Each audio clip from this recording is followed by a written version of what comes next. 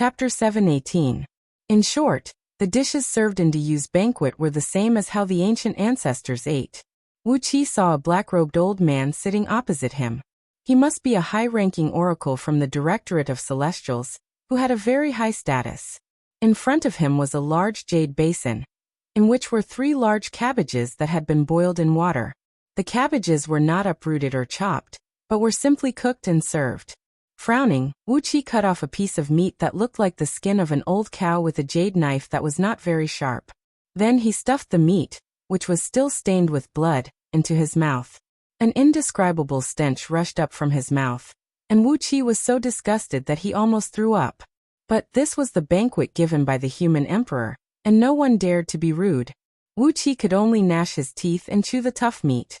The friction between his teeth and the old tendons in the meat produced a loud creaking noise. The young man was just a civil official, and he had neither cultivated his fleshly body nor magic. He was just an ordinary man. How could he endure so much horrible food? Without delicious food, there was naturally no good wine. The wine here was brewed according to the oldest winemaking recipe. It was the most primitive low-alcohol wine brewed by the ancient ancestors with clay pots. And even the lees were not removed. It had a pungent sour smell, as unpleasant as over-fermented vinegar. If he were to drink it in his mouth, he really could not describe the feeling. It was sour, floating, and strange, as if it was about to explode in his mouth. Also, when he swallowed the wine with his neck stretched, the feeling was as slow as a razor scraping his throat. It was a wonderful feeling. This was perhaps the most tasteless meal Wuxia had had since he came to Pengu continent. While stuffing wine and meat into his mouth, he tilted his head sideways and glanced at the important ministers and nobles of Diyu, laughing in his heart. Turning his head to look at Yu Xiong Palace, who was lying on the stone steps like a monster, Wuxia cursed in his mind. No wonder Emperor Haozuan refused to move from his throne, and did not attend the banquet. Perhaps he is afraid of this terrible banquet? Slowly swallowing a piece of stinking meat, Wuxia breathed a suppressed sigh. Although there was no good wine or delicious food, the banquet given by Diyu was still entertained by musicians and singers. However, when the ancestors of the ancient times gathered to drink and feast, it was also a time for them to remember their ancestors and their dead brothers and sisters. Generally speaking, unless it was an important sacrificial ceremony, the ancient ancestors would not gather together to enjoy precious good wine and feast on meat for no reason. Amidst the green flame, countless men clad in black robes were seen sitting silently under the huge, gloomy totem poles, chewing on bloody meat, big potatoes, cabbages, and all sorts of strange and bizarre foods happily. Next to them was a large group of female singers clad in white robes, singing all sorts of ghostly ballads in a grief-stricken manner. The scene made Wuxia want to burst into laughter, but at the same time, he wanted to cry at the same time. While chewing the meat, Gao whispered to Wuxia, "Eat slowly, eat slowly. The etiquette of the banquet is based on the sacrificial ceremony of the ancient times. When the food in front of you is finished, you will have another serving immediately, so eat slowly as much as possible. But before the banquet is about to end, you must eat all the food in front of you, or you will be charged with great disrespect, and your title will be stripped." Emperor Haozuan's banquet was not delicious. In the huge square, under the 36,000 huge totem poles, under the green light, countless courtiers of Diyu were tearing at the bloody meat with a straight face, their mouths filled with loud cracking noises of beast tendons being torn off. Among them, a large group of sanctimonious oracles and civil officials were holding half-cooked potatoes the size of a human head, and whole cabbages with gloomy faces, munching on them. For some reason, Wuxia felt that the scene was creepy, bizarre, and filled with a sense of absurdity and hilarity. "His other sons were killed in battle decades ago," said Gao in a flat voice. Wuxia gave the young man a pitying look, then lowered his head and began to cut the meat in front of him that weighed more than 10 kilograms. Among those who were enjoying the banquet, apart from Wuxia and his men, who had strong fleshly bodies and strong teeth, most of them were oracles or civil servants of the court, who had weak fleshly bodies. It was impossible for these people to deal with the meat of these demonic beasts, so their food was boiled potatoes, vegetables, and the like. Furthermore, the potatoes were not peeled, and the vegetables were not rooted. All the dishes were boiled in water, sprinkled with a bit of salt, and served neatly on the plate. With Dayu's policy of encouraging fertility, and the fact that the High Oracle was an important minister of the court, he must have at least hundreds of concubines. How could he have only one son? Slowly swallowing the fishy meat in his mouth, Wuxia turned his eyes to a short and shriveled oracle, who was picking up a few boiled carrots from a jade basin with a frown and slowly chewing on them. Wuxia nearly burst out laughing. A stream of half-congealed demon blood sprayed out from the corner of Wuqi's mouth and landed on Gao's armor. However, Gao did not show any reaction.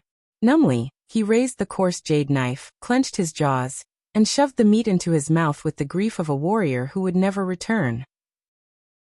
Wuxia turned his head and saw a few eunuchs carrying a basin full of boiled potatoes and placing them in front of a pale-faced young man with a smile on their faces. The young man's face was stained with the smell of potatoes. With difficulty, he took a look at the potatoes in front of him, his body trembling slightly. So, this was the human emperor's feast after the conferring ceremony of Dayu? No wonder Yang Qiufengbua and the others were so excited when they talked about being conferred the title of Marquis, but when they talked about the feast after the conferring ceremony, their expressions became even weirder. Only son. Wuxia stared at Gao in astonishment.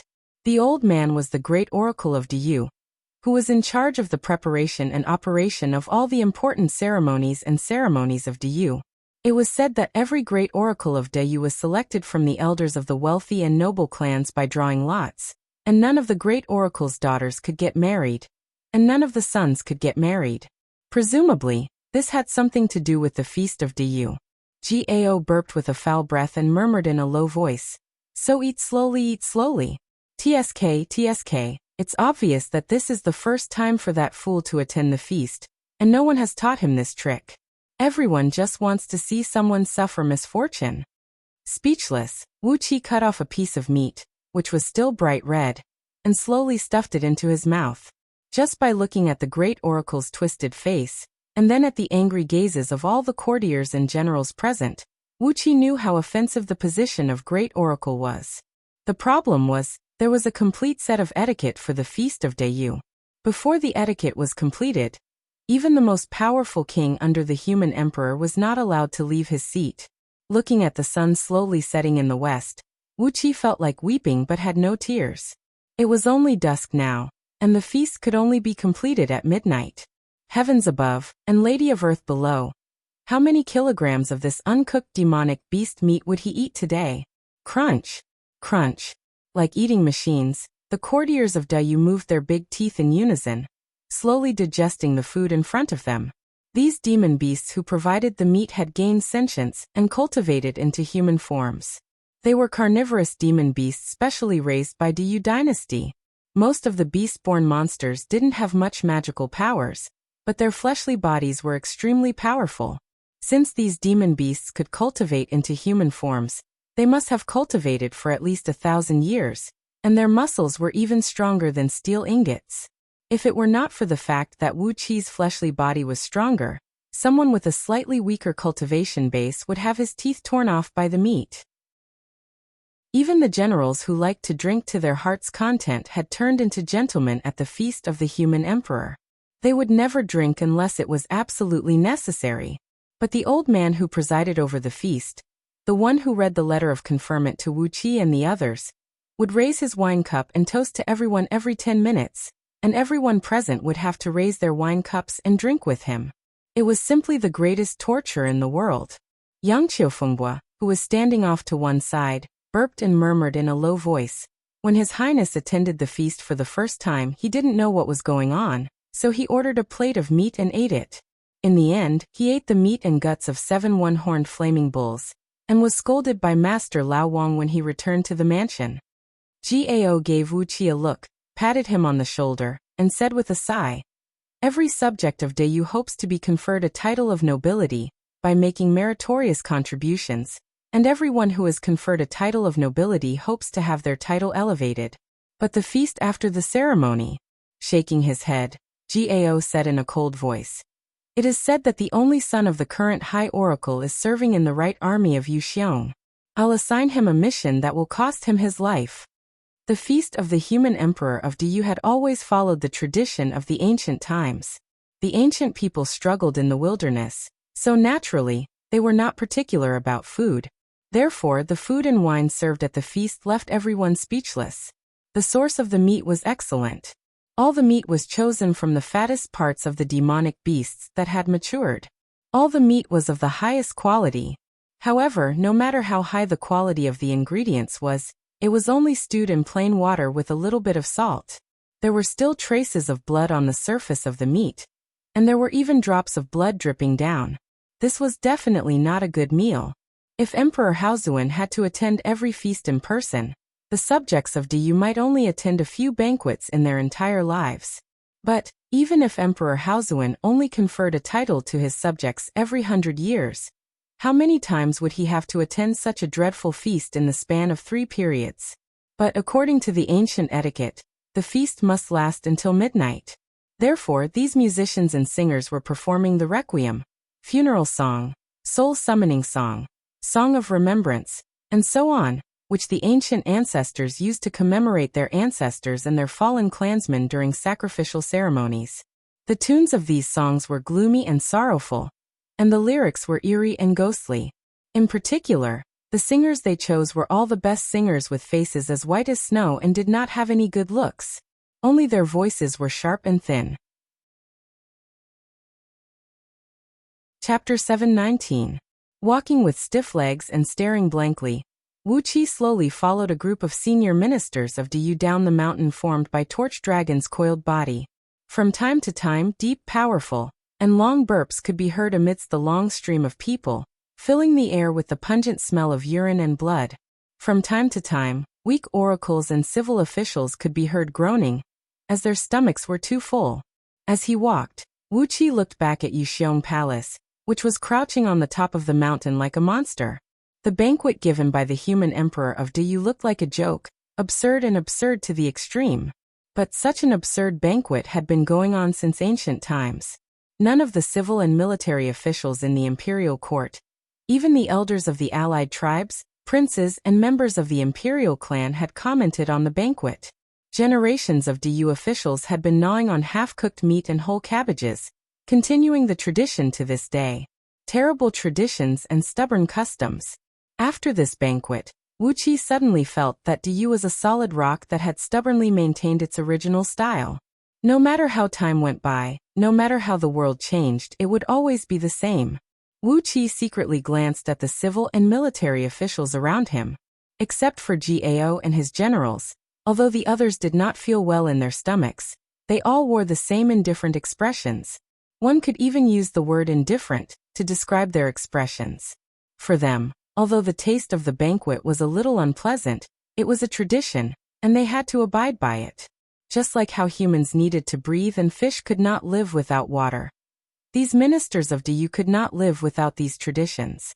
What a terrible kingdom, and what a terrible man. Wuxia sighed inwardly. When a tradition became a habit, it was the most terrible force in the world.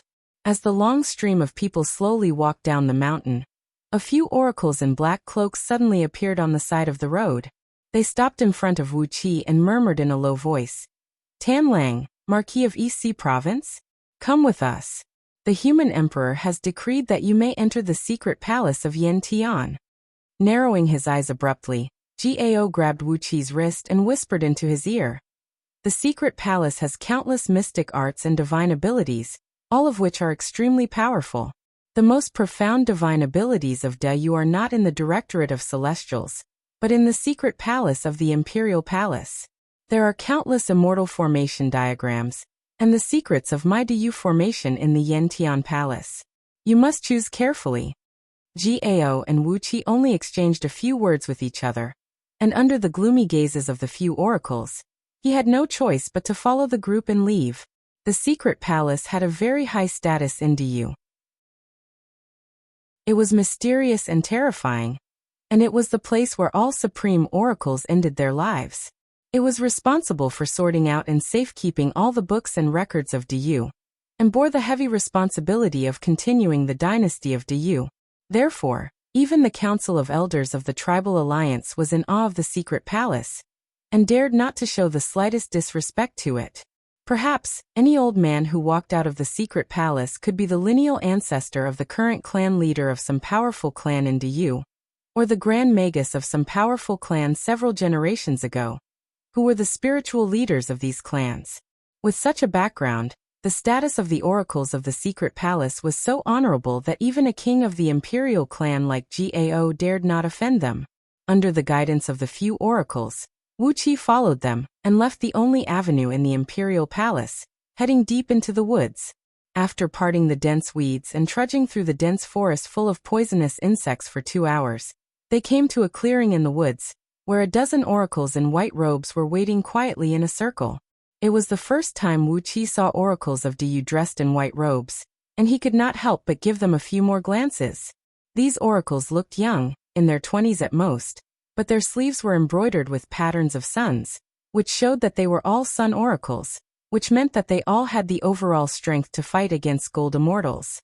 But judging from their expressions, their ignorance and immaturity, their ages were definitely not beyond Wuqi's estimation. Was this the background of the secret palace? Sun oracles in their early 20s? Wuqi grinned.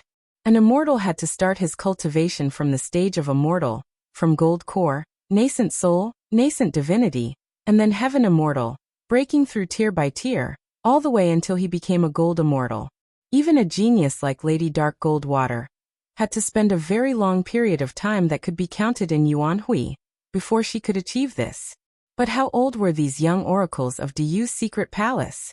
Yet, they already possessed the strength equivalent to a gold immortal who had spent eons of time cultivating.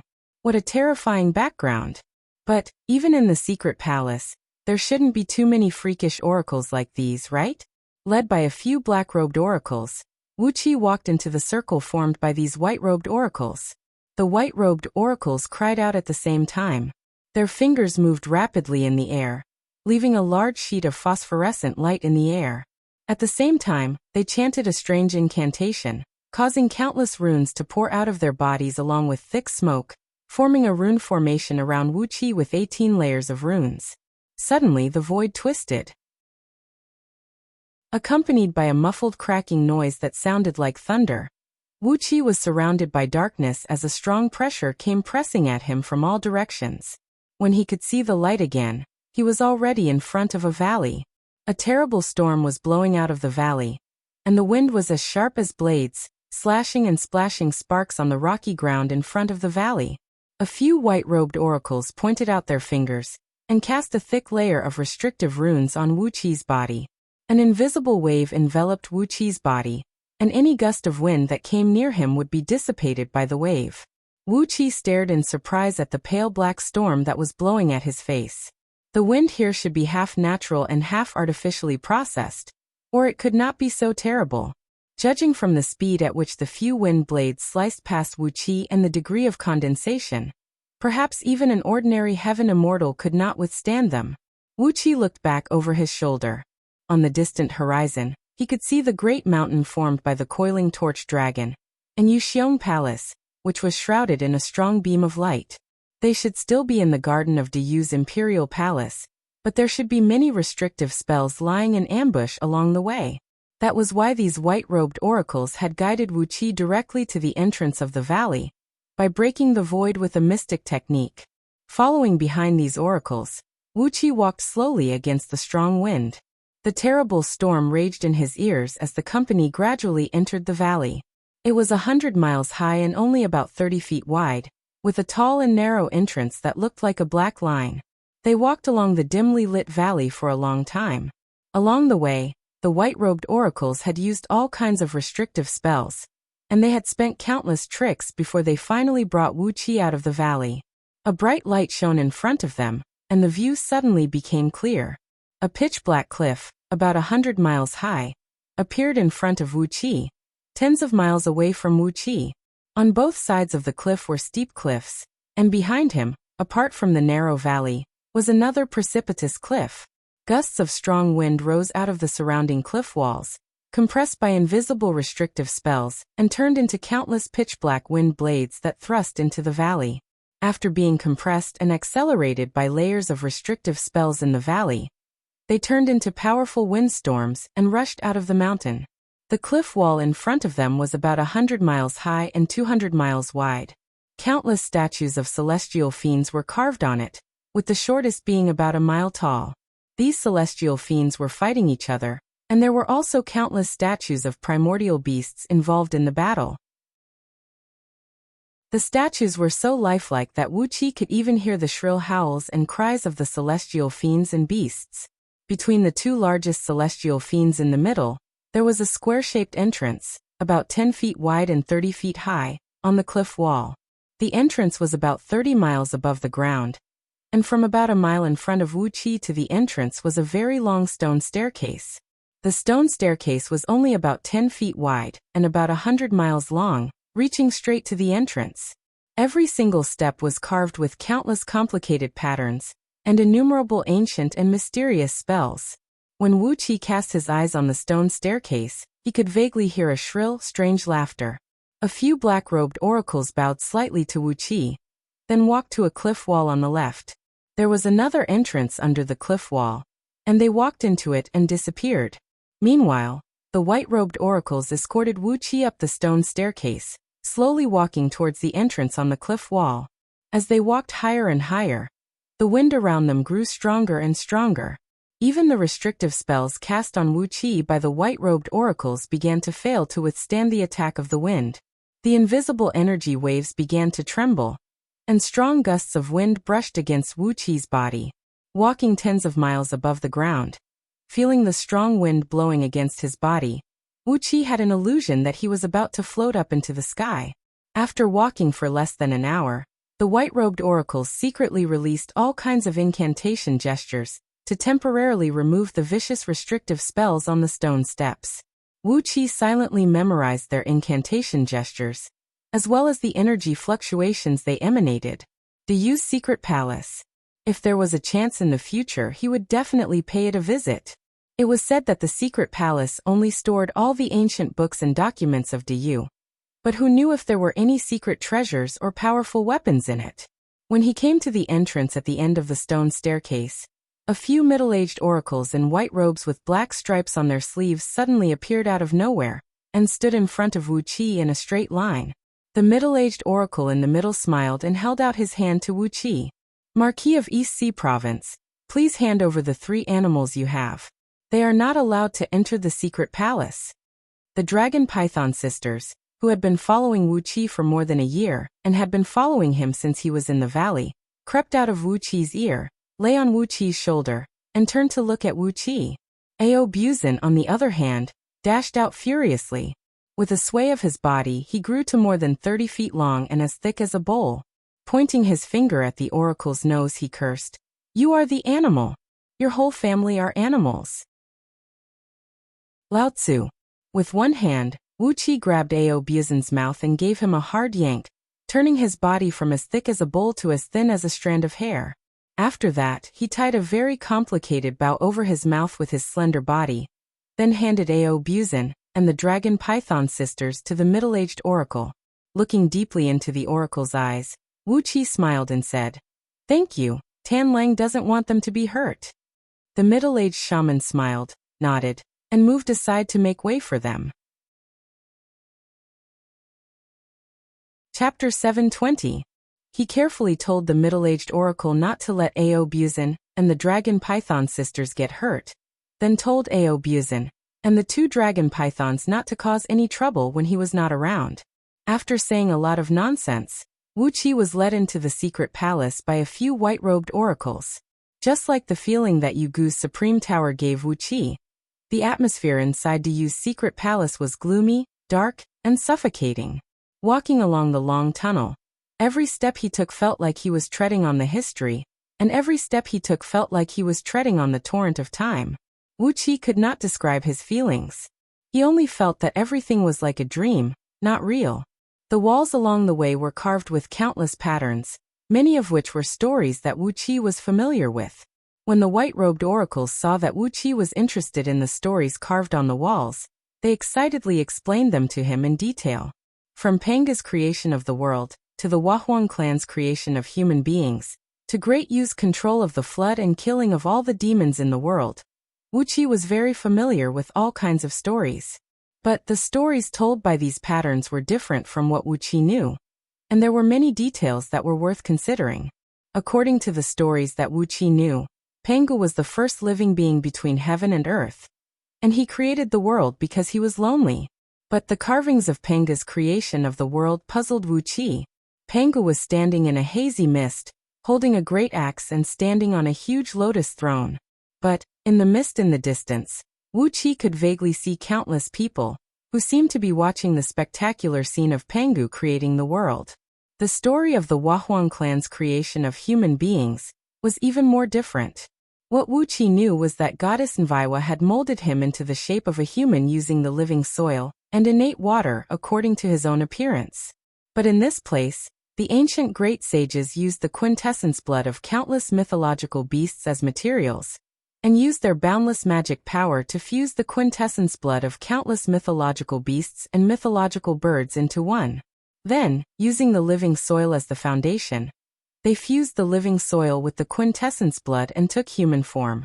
What the Wahuang clan did was to take out countless spiritual essences from a strange-shaped cauldron and fuse them into her body. The ancient great sage created the human body, and the Wahuang clan injected the human soul. Vaguely, Wuqi felt that the story was in line with some of the records found in some ancient books on Earth.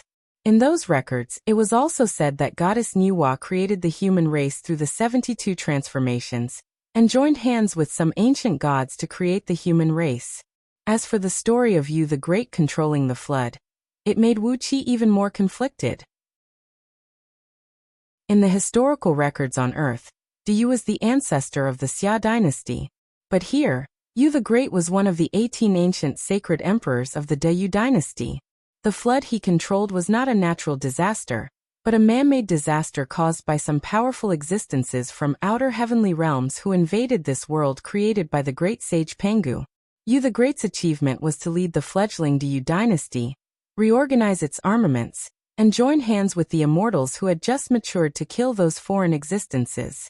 After that, in order to suppress some powerful creatures that he could not kill, Yu the Great extracted 9 dragon veins from Pangu continent, which were said to be transformed from the spine of the great sage Pangu, and used them to forge 9 cauldrons to suppress those terrible creatures. Along the way, Wuqi was struck dumb by what he heard. He vaguely felt that these stories, which were very different from the myths and legends he knew, might be the truth of history. Since the ancient times, the dynasty of Yu had lasted for a long time. All kinds of ancient records were well preserved, and there was an organization like the Secret Palace that was responsible for passing down the history. So what these white-robed oracles were telling him should be the real history. Sighing softly, Wuqi followed the white-robed oracles down the tunnel.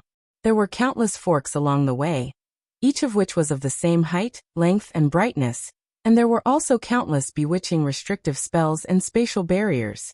Even with his current cultivation base and divine sense, Wuqi could not remember the path these white-robed oracles had taken him through.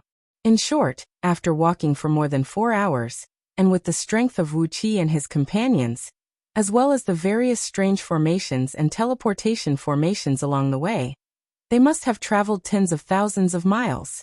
Wuqi was not even sure if he was still in the mountain behind the entrance, because there were dozens of teleportation formations, which gave him a feeling that he had broken through the void and traveled a very long distance.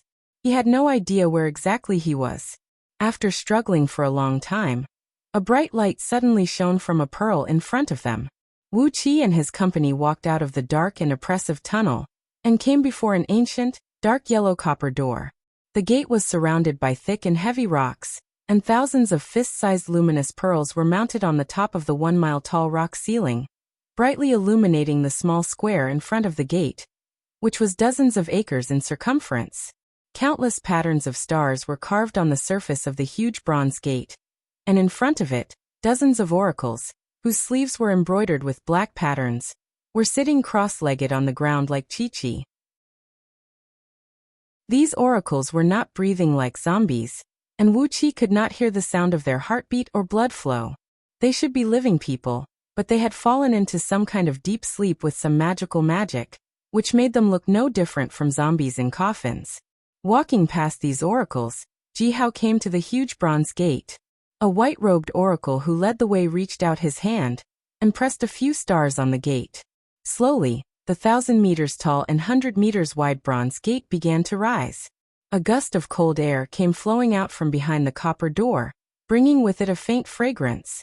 Wuqi recognized that it was the aroma of the blue-striped 1,000 leaves, which was used to preserve bamboo slips and wood slips, preventing them from rotting. Raising his head and looking at the slowly rising bronze gate, Wuqi couldn't help but click his tongue. The gate was 1,000 meters tall, 100 meters wide, and 10 miles thick. How was this a door? It was clearly a copper pillar that was placed horizontally.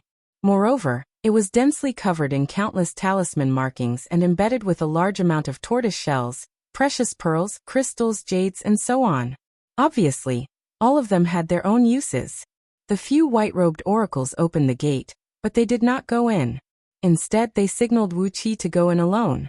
On the other side of the gate, an old man clad in a white robe was already waiting. The old man stood over 9 feet tall and thin like a bamboo pole. 6 tiny supreme towers were embroidered on the sleeves of his white robe with black silk threads, while a large number of stars were embroidered on his chest with pale silver silk threads. The 6 supreme towers represented the overall strength of a supreme oracle, and his cultivation base was strong enough to fight against a 4th-tier primordial immortal. On the other hand, the star pattern on his chest indicated that the old man's major cultivation base was the heavenly star transformation, as well as the secrets of various formations, and that he was a member of the secret palace, Yantian Palace. Among the star patterns on the old man's chest, the North Star near the Big Dipper was a pale golden color. Wuqi's pupils constricted when he saw the pattern. The North Star was an extremely important star in the universe, and this pale golden pattern clearly represented the old man's position in Yantian Palace. "This is Lord Yuchen, the first master of Yantian Palace," a white-robed oracle said in a low voice. "Lord Yuchen? The first master of Yantian Palace? A member of the Yu clan? A member of the Yu clan in Liangzhu?" Yumu's face instinctively flashed across Wuqi's mind. He nodded to the few white-robed oracles around him, then came in front of Yuchen in a flash. Yuchen, who was a head taller than Wuqi, looked down at Wuqi, who was cupping his fist and bowing to him, and said coolly, "Yumu is my grandson, Yu Huai is my grandson, and Yumu is my grandson. Are you Tan Lang?" Wuqi stared blankly at Yuchen. Yumu, the current head of the Yu clan in Zhong province, was Yuchen's grandson? Yuchen, the son of Yuchen, then the grandson, the great-grandson, the great-grandson, the great-grandson, the great-grandson, the great-grandson, the great-grandson, and the great-grandson. Should Wuqi marvel at Yuchen's seniority? Or should he grieve for Yumu's seniority? For Wuqi, Yumu was already an old monster, but Wuqi was Yuchen's grandson. The seniority of Yumu was simply too shocking. Bowing respectfully to Yuchen, Wuqi said in a deep voice, "Junior Tan Lang offers greeting, Master Yu." A faint smile emerged on Yuchen's face as he pointed a finger at the bronze door behind Wuqi. The huge door fell silently to the ground. Then he turned around and said in a low voice, "Come with me. His Majesty is being too stingy by asking you to pick 3 ancient books of formations at will. If you can really comprehend the Tao of formations, I'll make a copy of all the ancient books in Yantian Palace for you." He snorted coldly, clasped his hands behind his back, and said proudly, "If you are an idiot who can't even pass my test, you won't get anything from Yantian Palace, even with His Majesty's decree. Yuchen wants to test my cultivation base in the Tao of formations?" With a faint smile on his face, Wuqi said in a slightly reserved and cautious manner, "As you wish, Master Yu." Following Yuchen, Wuqi walked down the tunnel for hundreds of miles, and soon came to a vast underground space. Countless palaces of Qiqi were built in this space, which was over 1,000 miles in circumference and tens of miles in height. All of the palaces looked the same. They floated in the air according to the constellations in the sky, and they moved slowly in the air according to the changes in the starry sky. All the palaces were the same in size and appearance. If an outsider came here, he or she would not be able to tell which of these palaces was the key place of Yantian Palace. On the rock walls surrounding this space were countless small caves that could barely fit one's body. White-robed oracles of different ages were seen sitting cross-legged in some of these caves, holding calculating rods and some other calculating tools in their hands. There was not the slightest noise in this spacious space. Occasionally, the calculating rods in the hands of some oracles would collide with each other, or some other tools, such as tortoiseshell or jade tablets, thrown around by these oracles. In addition to these oracles who were meditating in seclusion on the rock walls, there was a large group of oracles huddled together on the flat ground beneath the floating palaces, drawing something on the ground with jade carving knives. As far as the eye could see, there were countless white-robed oracles sketching all kinds of spell formations and astrology diagrams on the ground within a radius of 1,000 miles. Yuchen turned to look at Wuxia. With a strange smile on his face, he said in a deep voice, "I'll find you 3 opponents. They are all apprentice formation masters of Yantian Palace. If you can defeat them in the Tao of Formations, I'll personally make a copy of all the books in Yantian Palace and give it to you." With a strange laugh, Yuchen tilted his head and snorted coldly, "If you lose, I'll kick you all the way out of this place. Do you think you can waste my time?" Wuxia paused for a moment, then said with a smile, "As you wish, Master Yu." If he could not even defeat apprentices of Yantian Palace, Wuxia would be too ashamed to live. Chapter 721. Wuxia was struck dumb. Who were these old oracles? Just now, those oracles had created a hemispherical space with a diameter of about 1 mile. But with just a few dozens of lower-grade energy stones, they were able to extend the space by several hundred times. It was not a matter of their cultivation base, but that their understanding of formations had reached the realm of deva beings. The 6-directional formation had abandoned the use of the power of the stars, and relied entirely on the energy of the earth veins. The 6 formation cores extracted the evil energy from the tiny energy veins underneath, and combined with the Yin energy condensed from the 6 banners, it formed a pure Yin-killing formation. In just a quarter of an hour, the 3 brothers, Gaochen Yin, Gaochen Hui, and Gaochen Yu, had each constructed a small formation on the ground. It was obvious that Elder Gaochen had the intention of making a name for them by picking the 3 young men from his clan. In front of the tens of thousands of oracles, the 3 brothers neatly constructed their respective formations. All the runes and patterns were in perfect order. Obviously, they had their own way of doing formations. Yuchen gently clapped his hands. The old man stopped drawing the formation, slowly straightened his back, and squinted at Yuchen.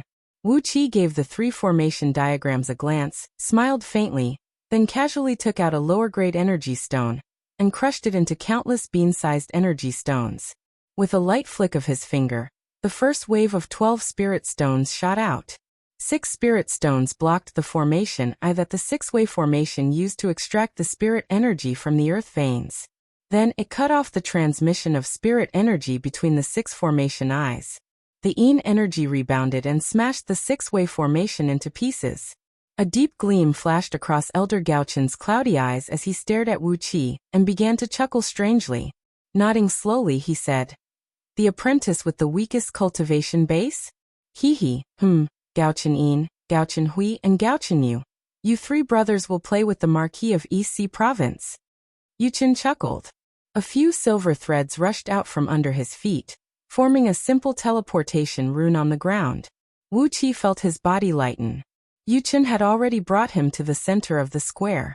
An old man with messy hair and beard was holding a black jade dagger in his hand, sketching a complicated formation on the floor. About 100 white-robed oracles were either standing beside him or floating in the air. All of them focused on the patterns the old man was sketching with the tip of his dagger. Stunned, Wuxia took a step back in fright. What are these people in the secret palace thinking? For a moment, tens of thousands of white-robed oracles from Yantian Palace, Chi-Chi, held their breaths and turned to look at Elder Gaochen at the same time. Following Elder Gaochen's words, 3 young men dressed in white priest robes strode out. As for the 3rd wave of spirit stone grains, there were only 3 of them. One was used to stabilize the formation, and one was used to disrupt it. The 3rd spirit stone grain directly blasted into the most obscure and weakest flaw in the formation, completely destroying the formation that had already lost its vitality.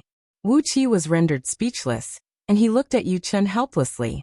3 feet underground, countless twisting and winding veins that were as thin as hair could be seen, with faint natural energy flowing in them, forming a complicated network of man-made energy veins. Together with the faint star power emanating from the countless palaces above them, the apprentices of Yantian Palace were able to use these 2 systems to construct a detailed formation. It was only when the 3 brothers were constructing the formation that Wuxia discovered that this huge underground space in the depths of Yantian Palace had its own unique secrets. Everything here was constructed for the purpose of studying the art of formations and imparting the Tao of formations to the apprentices.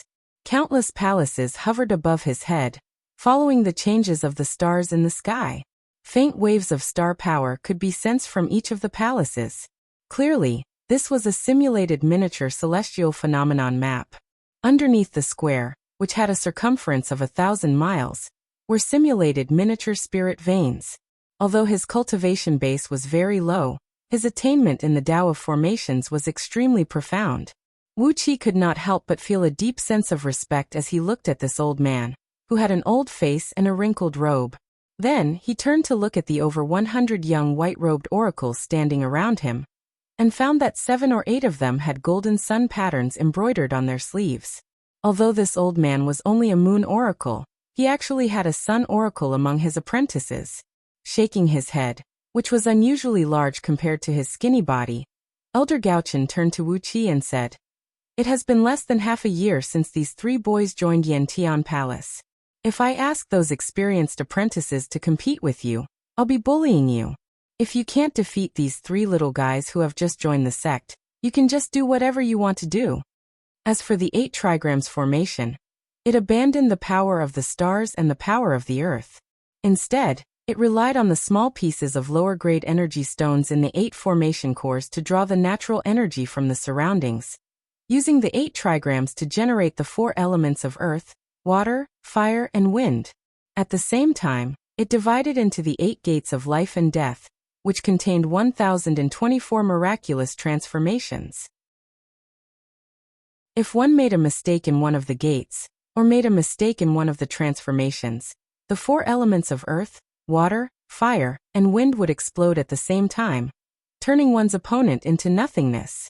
As for the 9 palaces formation, it only used the power of the stars and 9 miniature altars to draw the essence star power of the 9 stars in the sky, transforming them into all kinds of strange beasts and killing people in the formation. This formation did not have many transformations, and it relied on pure power to kill people. Eventually, as more and more people arrived, the oracles at the back could no longer see what was happening in front of them. Therefore, a few old oracles simply threw out dozens of lower-grade energy stones and formed a very simple green leaf hollow formation. A subtle energy fluctuation spread out, as the formation, which was formed with dozens of lower-grade energy stones, expanded the surrounding space by hundreds of times, leaving a large space around each white-robed oracle. What a wonderful idea! The 3 teenagers looked to be only 15 or 16 years old, but the sleeves of their robes were embroidered with an exquisite pattern of a silver moon. Apparently, they were already moon oracles. Judging from their facial features, they were 70% similar, and it seemed that they were very close brothers of the same clan.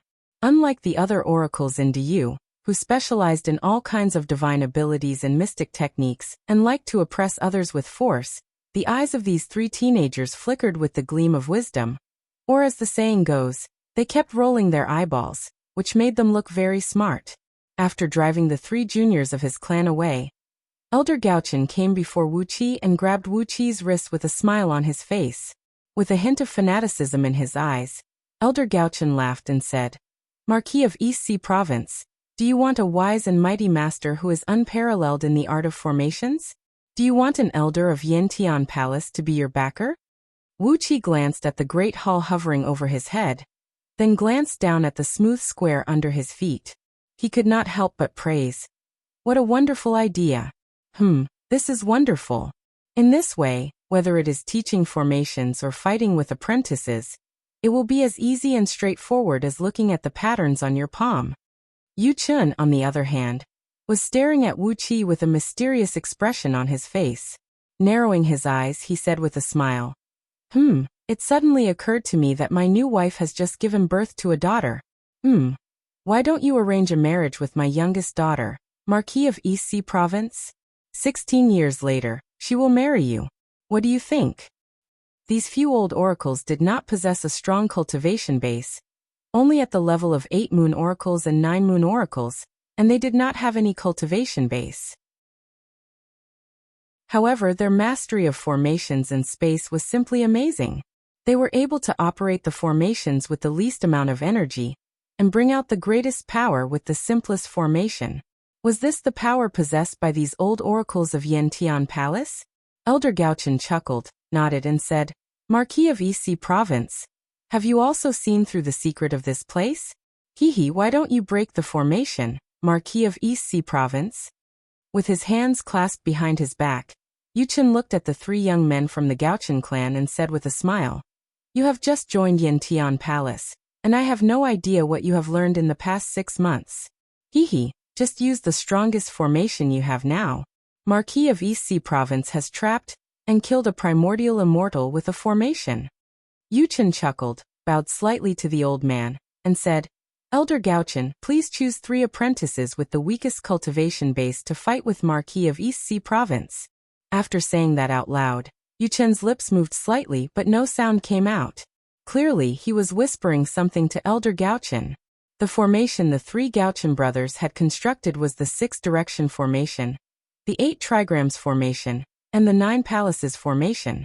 The second wave of 64 spirit stones shot out, also cutting off the formation eye of the 8 trigrams formation that extracted the spiritual energy of heaven and earth.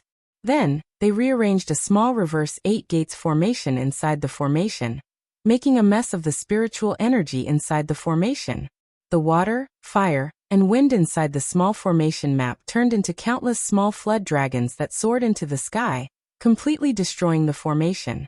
The old man's cultivation base was very low, and he had 4 exquisite crescent moons embroidered on his sleeve. As a 4 moons oracle, his cultivation base was equivalent to that of a mid-grade heaven immortal. In a place like the Secret Palace, where high-grade oracles could be found everywhere, his overall strength was at the bottom. But when Wuxia looked at the formation he had drawn on the ground, he was taken aback. It was not complicated, but it was extremely exquisite.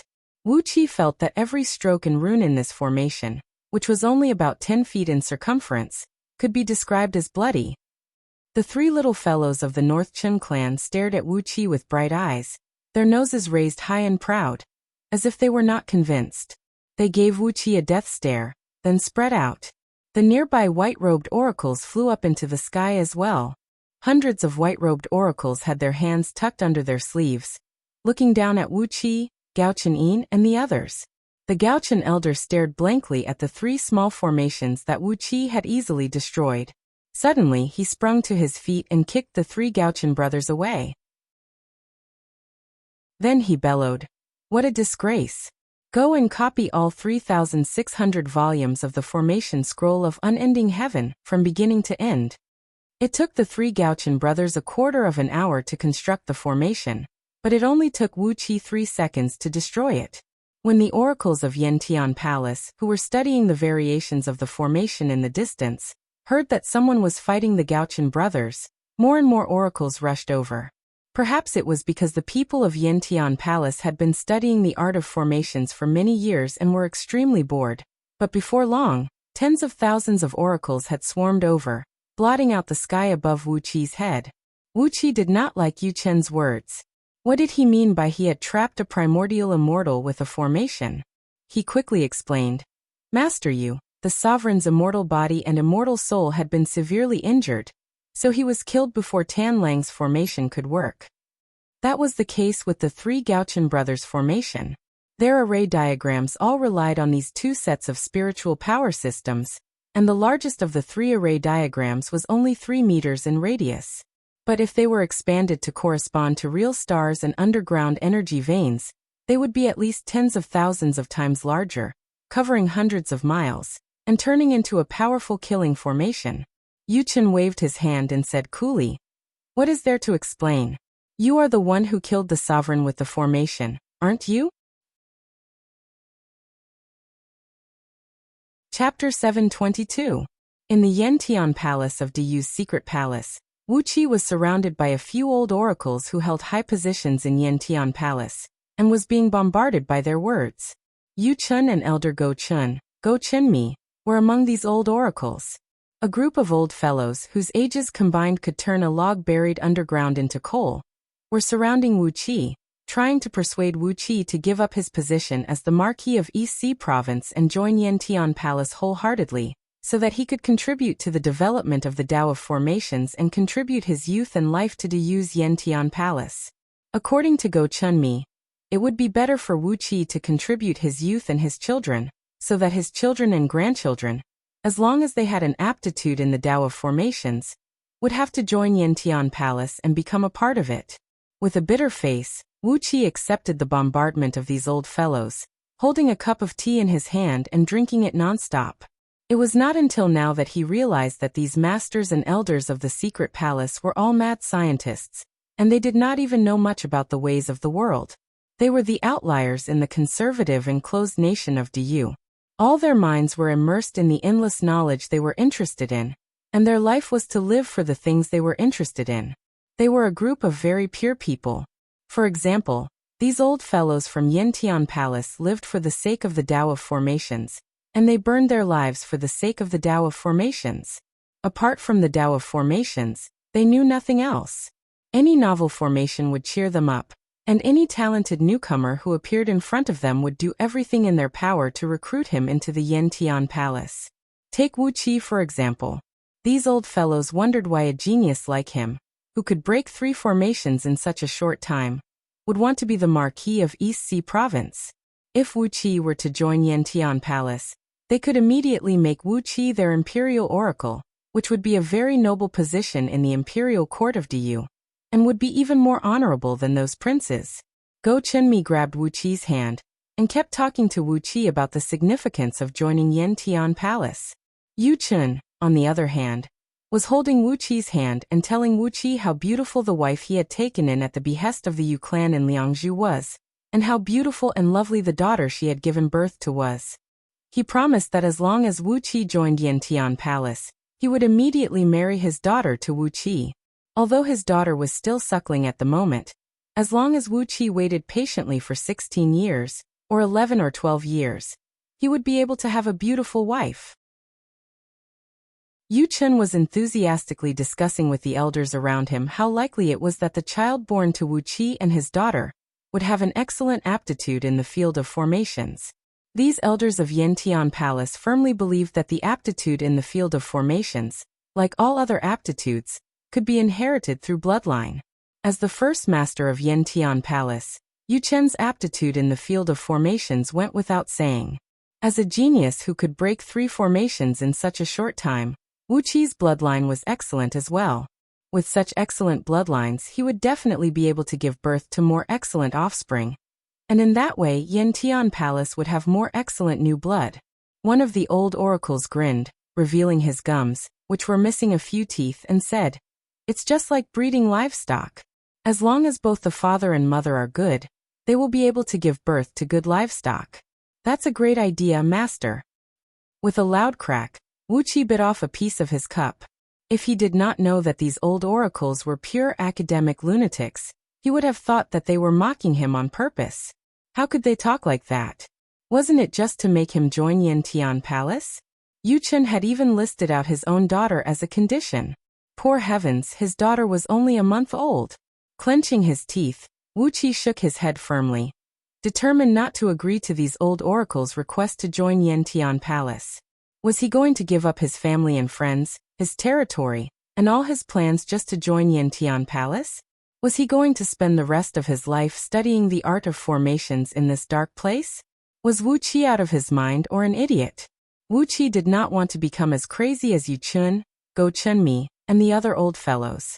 After wasting several hours of saliva, Wuxia finally managed to escape unscathed under the bombardment of these crazy old fellows.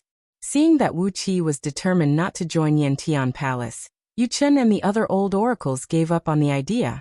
Go Chun and the other elders and great oracles sighed helplessly, staring at Wuxia from head to toe for a full quarter of an hour with a look that seemed to say, Why would a beautiful man become a thief?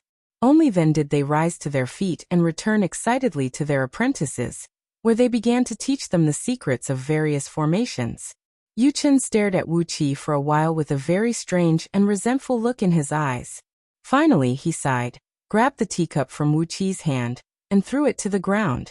Then he picked up Wuqi and said in a deep voice, "Forget it, forget it. What else do I have to say for you to waste God's gift and abandon yourself? Now come with me." With his hands clasped behind his back, Yuchen led Wuqi through the square where Yen Tian Palace studied formations with a gloomy face. They went around a thick rock wall, and came to the front of a pitch-black hall at the back of the square. The hall was carved out of a mountain, and was surrounded by a vast open space. A faint mist hovered a few inches above the ground, making the hall look very mysterious. Looking at the hall, Wuqi felt that its length, width, and height, as well as the patterns on its surface, were all in accordance with the mysteries of the heavens, including the height and diameter of the 36 stone pillars standing in front of the door, and the seemingly natural spots on them. Everything formed a perfect organic whole. This hall was like a living being that was in deep slumber. It lay there silently, yet contained an extremely great aura of danger. This is the place where Yen Tian Palace keeps all the books of formations. Yuchen looked at the hall and sighed. Why don't you think about it carefully? The Marquis of East Sea Province is just a title. How can it compare to the happiness brought by studying the Tao of formations? You can ask your loyal and reliable subordinates to take care of everything in your territory, and all you have to do is to stay in Yen Tian Palace and study the mysteries of formations with all your heart. Wuqi did not say a word. He just looked at Yuchen with a smile. Yuchen heaved a long sigh and said, "You Tan Lang were born in the wilderness and you're just an ordinary man. But you've obtained the diagrams of formations left by the immortals, and you're able to comprehend all kinds of profound formations from them. You have an amazing talent, and Gao Chen and his two brothers have been wholeheartedly trained by the Gao Chen clan since they were young. Half a year ago, they joined Yen Tian Palace, and they are the most talented disciples we've recruited over the years." Yuchen turned to look at Wuqi and said in a soft voice, "Although they are young, they have been immersed in the Tao of formations for 10 years, and they have extraordinary insight and experience. I can't believe that the formations they constructed with all their heart and soul were destroyed by you with just a flick of your finger. With your talent and perception, it will be a pity if you don't join Yen Tian Palace." Wuqi still did not say a word. He was not interested in being an old pedant. Although he was interested in the various profound mysteries of formations in Yen Tian Palace, he had absolutely no interest in becoming a member of Yen Tian Palace. Although they were already standing before the door of countless ancient books, Yuchen did not bring Wuqi into the hall. He just stood in front of the door and kept murmuring, repeating the words of those old oracles over and over again. He was basically saying that if Wuqi did not join Yen Tian Palace, it would be a waste of his talent, and he would be irresponsible for his own talents. But to be honest, although Yuchen and the others had unfathomable cultivation bases, their eloquence was too weak. Their feeble words could never convince Wuqi. Wuqi breathed out a long sigh as he watched Yuchen waste his saliva. "Old man Yu, there are countless secrets of the Tao of formations in Yen Tian Palace. But why was King Gao unable to find a way to deal with the formations constructed by those immortals when he attacked Myriad Immortal Alliance? Is it because there are no experts in formations in Du?" Yuchen was rendered speechless. He blinked and said with a frown, "Yen Tian Palace is only responsible for studying the Tao of formations, but these..." Yuchen pursed his lips and did not say a word. Did Gao have the face to ask these great oracles of Yen Tian Palace who were obsessed with the Tao of formations to fight for Gao's army? The secret palace was independent of Du. Apart from these noble oracles of Yen Tian Palace, who else in the outside world could obtain the research results of Yen Tian Palace? Who would dare to ask the human emperor for the secret manuals of formations in Yen Tian Palace? Wuqi gave a cold snort and said sarcastically, "Yen Tian Palace studies the Tao of formations, but even though they have come up with countless essences of formations, no one has put them into practice. Who knows if these formations are really effective? Are they really perfect? Are all kinds of fantastic ideas really appropriate? If there is no practical way to verify them, even if Tan Lang joins Yantian Palace, what benefit can he bring to Yantian Palace? Yu Chen frowned and looked thoughtfully at Wu Qi. No one had ever said these words to him. Wu Qi looked at Yu Chen with a serious expression and said in a deep voice, I, Tan Lang, am so bold as to ask Master to give me all the secrets of Yantian Palace. I'll definitely try them one by one, and make up for the flaws of Yantian Palace. With a sudden thought, Wu Qi plagiarized a saying in a very serious and solemn manner. Master, as the saying goes, practice is the only criterion to test the truth. Yu Chen shook his head, and his deep eyes shone with a bright gleam. He stared at Wu Qi in surprise, then suddenly burst into laughter and said, Wonderful! You've revealed the secrets of heaven with just a few words. No wonder I've been feeling that Yantian Palace has come to an end all these years, and that the Tao of formations can no longer make any progress. It turns out that, after pondering for a long while with narrowed eyes, Yu Chen pulled Wu Qi and walked into the great hall. Tan Lang, I'll give you all the secrets of this palace. Feel free to use them, but remember not to let them fall into the hands of outsiders. I'll make an exception and promise you that if you make any new discoveries in the Tao of formations in the future, you can come to Yantian Palace and discuss them with me. What do you think? It was one thing for Yu Chen to give Wu Qi all the secrets of Yantian Palace, but he also promised that if Wu Qi had any new discoveries in the Tao of formations, he could come to Yantian Palace and discuss them with him. Wu Qi's eyes lit up. Perhaps, Yu Chen just wanted to find another way to make Wu Qi a member of Yantian Palace. But how many extra benefits did he bring to Wu Qi? He had really made a fortune. Chapter 723. At the entrance of the secret palace, the oracle who stopped Wu Qi from taking Ao Buzin, and the dragon python sisters was sitting cross-legged under a stone pillar outside the secret palace. The dragon python sisters were quietly coiled up together. Their bodies had shrunk to only a foot long, and they were cautiously glancing left and right, full of curiosity about everything in the secret palace. Ao Buzin, on the other hand, was lying on his stomach on the ground, cursing the oracle's ancestors at the top of his voice. Just now, Wu Qi had tied Ao Buzin's mouth with his own body, but it didn't take Ao Buzin much effort to untie the complicated bow knot on his mouth. After that, he began to get restless. He would either criticize the few female oracles who occasionally went in and out of the secret palace, or he would always try to sneak into the secret palace to find some benefits. The oracle in charge of keeping Ao Buzin, and the other two oracles, was annoyed by Ao Buzin. Although most of the oracles in the secret palace had a bad temper, even a clay bodhisattva would get angry when provoked. When Ao Buzin tried to sneak into the secret palace for the 37th time using an escape technique and an illusion technique, the oracle took out a talisman and pressed it on Ao Buzin's body, firmly suppressing him. Lying straight on the ground, Ao Buzin could only move his mouth and eyes, but he could not move his body at all. He could not even lift his claws. Furious, Ao Buzin began to curse the oracle's ancestors, but the oracle just sat cross-legged under the stone pillar and turned a deaf ear to Ao Buzin. Just as Ao Buzin kept cursing, an incomparably old great oracle came to the entrance of the secret palace along the long stone steps with dozens of white-robed oracles. When the old oracle heard Ao Buzin's cursing, he glanced over in the direction of the voice. Abruptly, he came to an abrupt halt, stared at Ao Buzin with gleaming eyes, and said with a smile, "Black dragon. Five-clawed black dragon." Looking at the shape of his scales, he seemed to be a pure-blooded descendant of the primordial five-clawed black dragon god king. Strange, is there still a black dragon with such a pure bloodline? He smacked his lips and looked at the dragon python sisters. He clapped his hands and praised, "Wonderful! Dragon pythons, and the most ferocious among the dragon pythons, the soaring dragon pythons of fire and ice. Oh my, legend has it that the internal organs and blood of dragon pythons of fire and ice can be used to make supreme-grade spiritual medicines, and their bones, scales, and skin can be used to craft supreme-grade magical artifacts. Wow, how wonderful!" The old oracle and the dozens of oracles behind him were all clad in the standard white robe of the secret palace. However, A ferocious pattern was embroidered on his chest with blood-red threads, which was very different from the star pattern on Yu Chen's chest.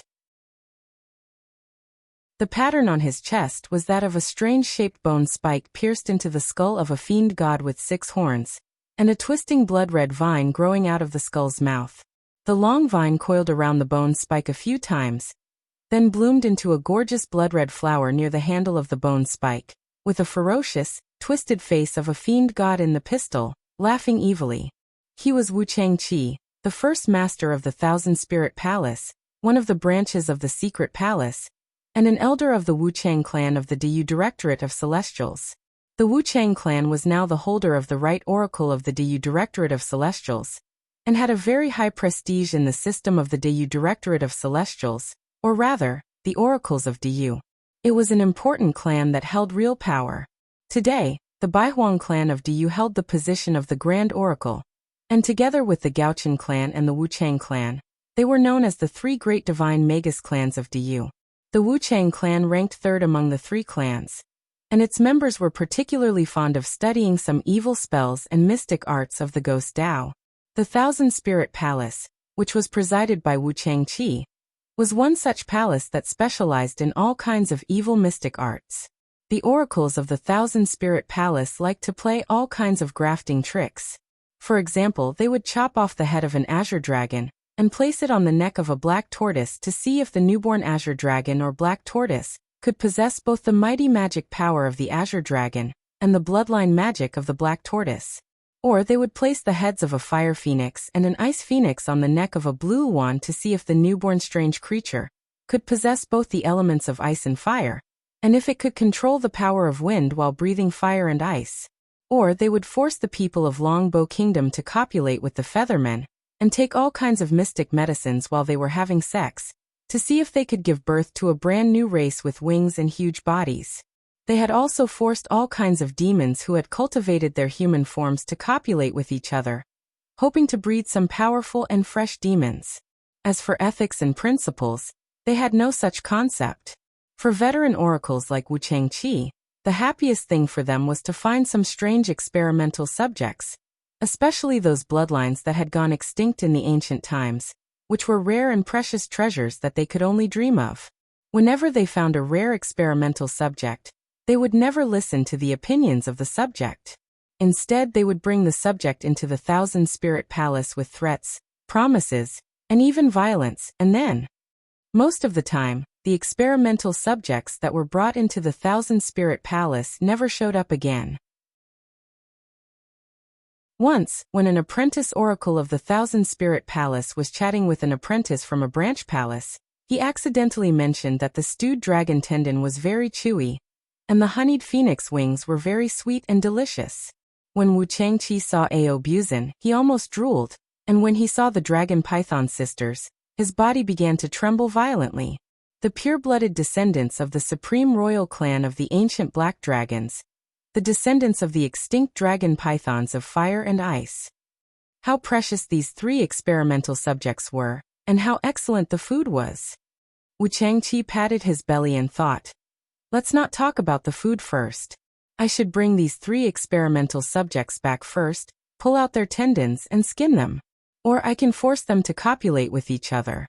According to the legends, the bloodline of dragon pythons was extremely strong, and the offspring born from the copulation of any flood dragon and a dragon python would be the descendant of the dragon python.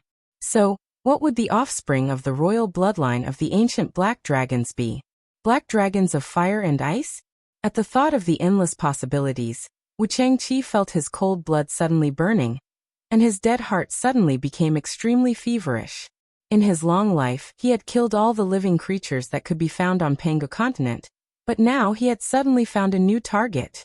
Ancient black dragons, dragon pythons of fire and ice. He decided that he would slowly train these 3 experimental subjects this time, and he would have to cook them for at least 10,000 years. Laughing strangely, Wu Changqi, who was only about 4 feet tall, skinny as a stick, and had 2 hands that looked like chicken claws, swaggered over to Xiang Ao. Shaking his huge head, he laughed strangely and said, "Come, come. Hee hee, what a cute little black dragon you are. Hee hee, come. Raise your buttocks and let me see if you are a male or a female. Ao Buzin, who was cursing the oracle next to him, shouted angrily. Is it a male or a female? Old fool, do you think Lao Tzu is a female dragon? You bastard, your parents must have tied you up in the wrong direction when they gave birth to you, and fed you with your buttocks instead of your head. Otherwise, why would you ask if Lao Tzu is a male or a female? Wu Changqi laughed shrilly, waving his hands and feet excitedly as he said, You are so energetic. This little guy is so lively. How fresh. TSK, how long is your true form? Later, I'll cut a few kilograms of your black dragon meat and fry it in a wok of oil. You are the royal descendant of the ancient Black Dragon clan. The taste is really. The middle-aged oracle who was in charge of keeping Ao Buzin and his companions opened his eyes abruptly and jumped to his feet. As soon as he saw Wu Changqi, his pupils constricted to the size of a needle tip, and he screamed in horror as cold sweat broke out from his forehead. Grabbing Ao Buzin and the dragon python sisters, the oracle cried out sternly, Patriarch Wu Chang, this is a flood dragon and 2 dragon pythons they are. Wu Changqi's body swayed, and before anyone could see his movement clearly, the middle-aged oracle was thrown flying backward, while coughing up a mouthful of blood. Falling from the top of the tens of miles high stone steps leading to the entrance of the secret palace, the middle-aged oracle was thrown tens of miles deep into the air. While still in mid-air, he was knocked unconscious and fell heavily to the ground, with at least 80% of his bones broken. After knocking away the unlucky fellow who got in his way with a punch, Wu Changqi grabbed Ao Buzin by the neck and intimately stuck out his pale green tongue to lick Ao Buzin's face. His stinking saliva was smeared all over Ao Buzin's face, and Wu Changqi cried out in ecstasy, What a pure aura of a black dragon! TSK. Those hybrid black dragons nowadays are nothing compared to him. What a fresh and sweet taste. It had always been Ao Buzin who ate others, and when had he ever been licked by someone like a food ingredient?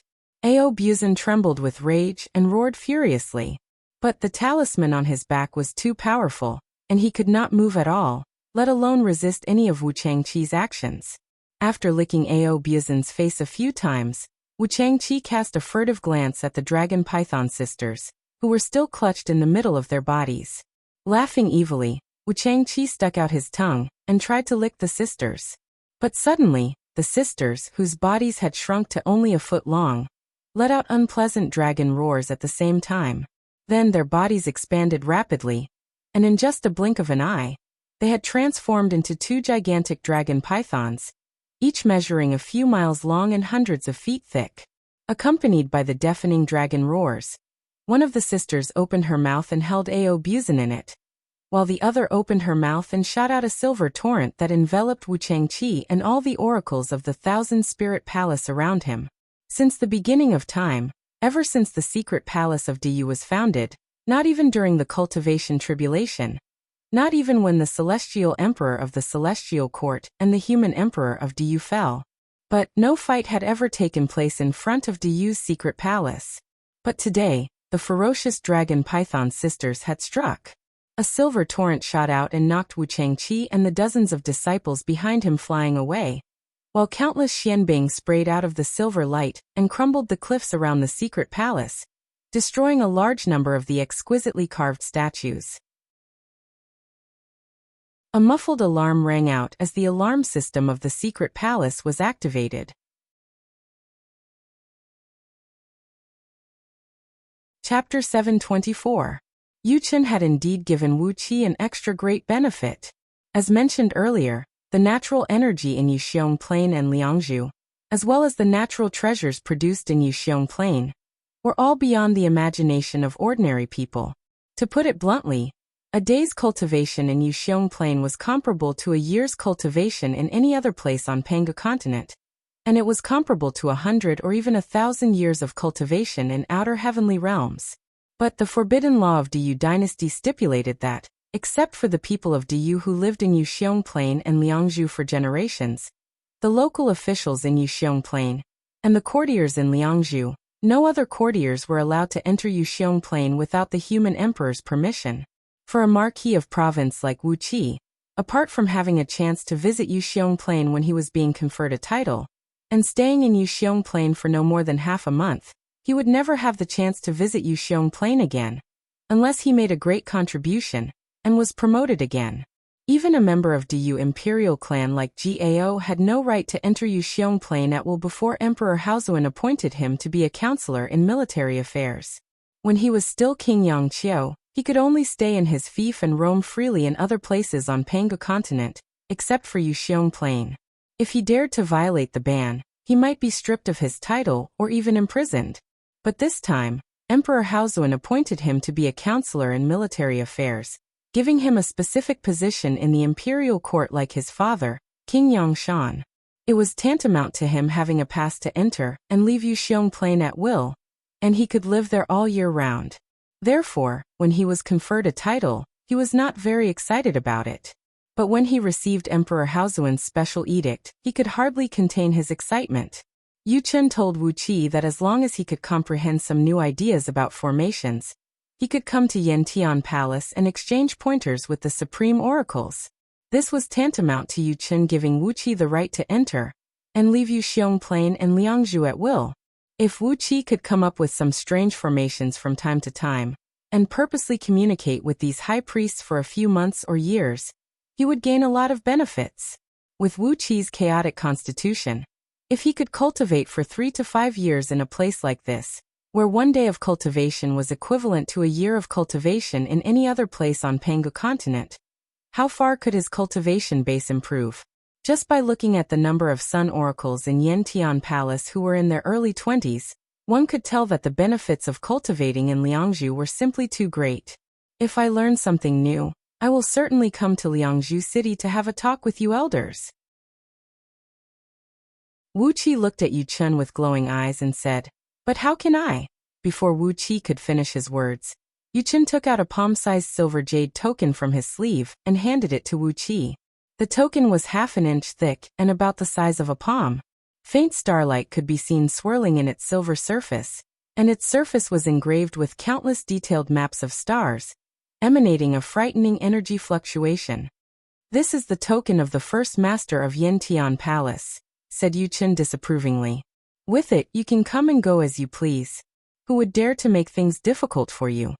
Laughing complacently, Yu Chen shook his head and said, "If you learn something in the future, just go to the Imperial Palace with this token, and someone will bring you to Yantian Palace." At this point, Yu Chen frowned and said, "No, only you can use this token. You can't let anyone take it away from you." Grabbing Wu Qi's hand, Yu Chen made a cut on Wu Qi's wrist with his fingernail. A large amount of blood sprayed out, and a threatening starlight flashed in his eyes.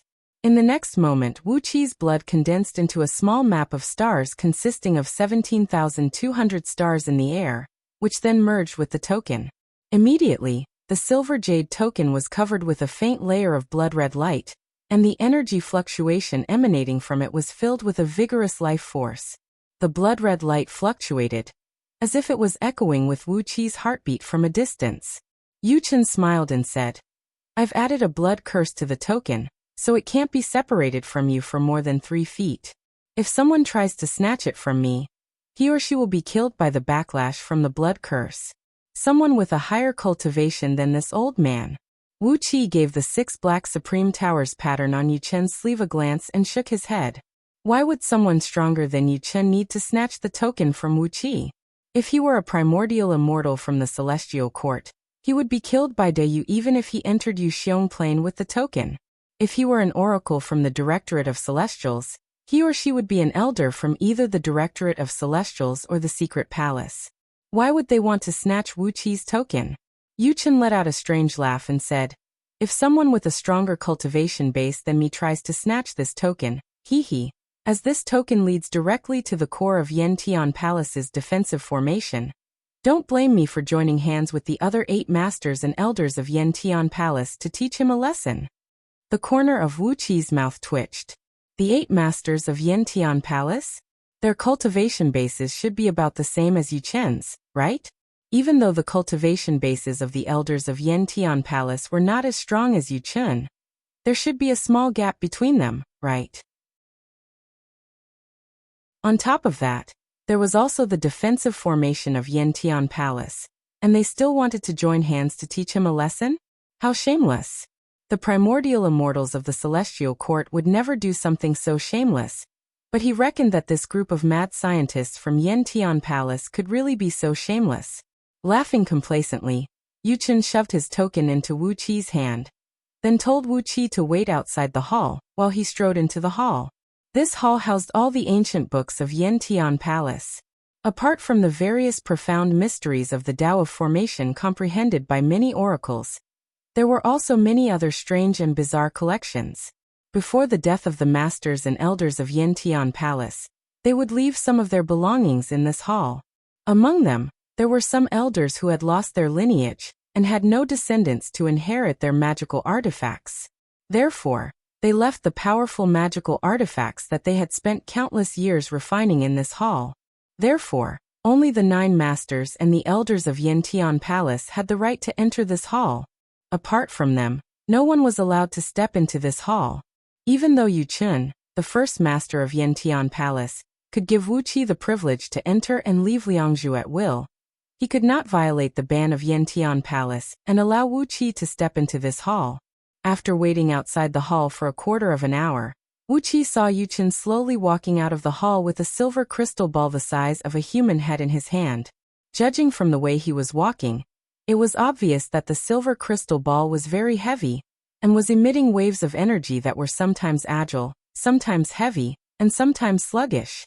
Even though there was still a long distance between it and Wu Qi could sense that the energy waves emanating from it were very strange. It was as if all the stars in the sky had been compressed into this crystal ball, and it was emitting the energy waves that were unique to all the stars in the universe. The energy waves coming from the countless stars were different, and that was why it had such an unpredictable and ever-changing aura. On top of that, not only the bizarre ripples of energy, but the silver crystal ball itself had also made Wu Qi slowly open his mouth wide in astonishment. In the end, his mouth had been opened to its limit, and his jaw nearly dislocated. Based on the description of the various extraordinary treasures found in the Scroll of Stealing, Wu Qi recognized the origin of this silver crystal ball. Heaven above, Wu Qi really had the thought of looting the entire Diyu's secret palace. The silver crystal ball that Yu Qin carefully brought out was actually the core of an innate star. Before the great Saint Pangu created this world, there were many things in the chaos. The aura of chaos gave birth to all things, and there were all kinds of spirit objects living in it. The legendary supreme treasures of chaos were such treasures that were born in the chaos and then refined by someone. Each supreme treasure of chaos contained infinite mysteries. For immortals and Buddhist cultivators, if they had one with them, they would have the foundation to settle down and even found their own sections. There were also innate stars in the chaos. The so-called innate stars were nothing more than clumps of energy formed by the extreme condensation of chaotic energy.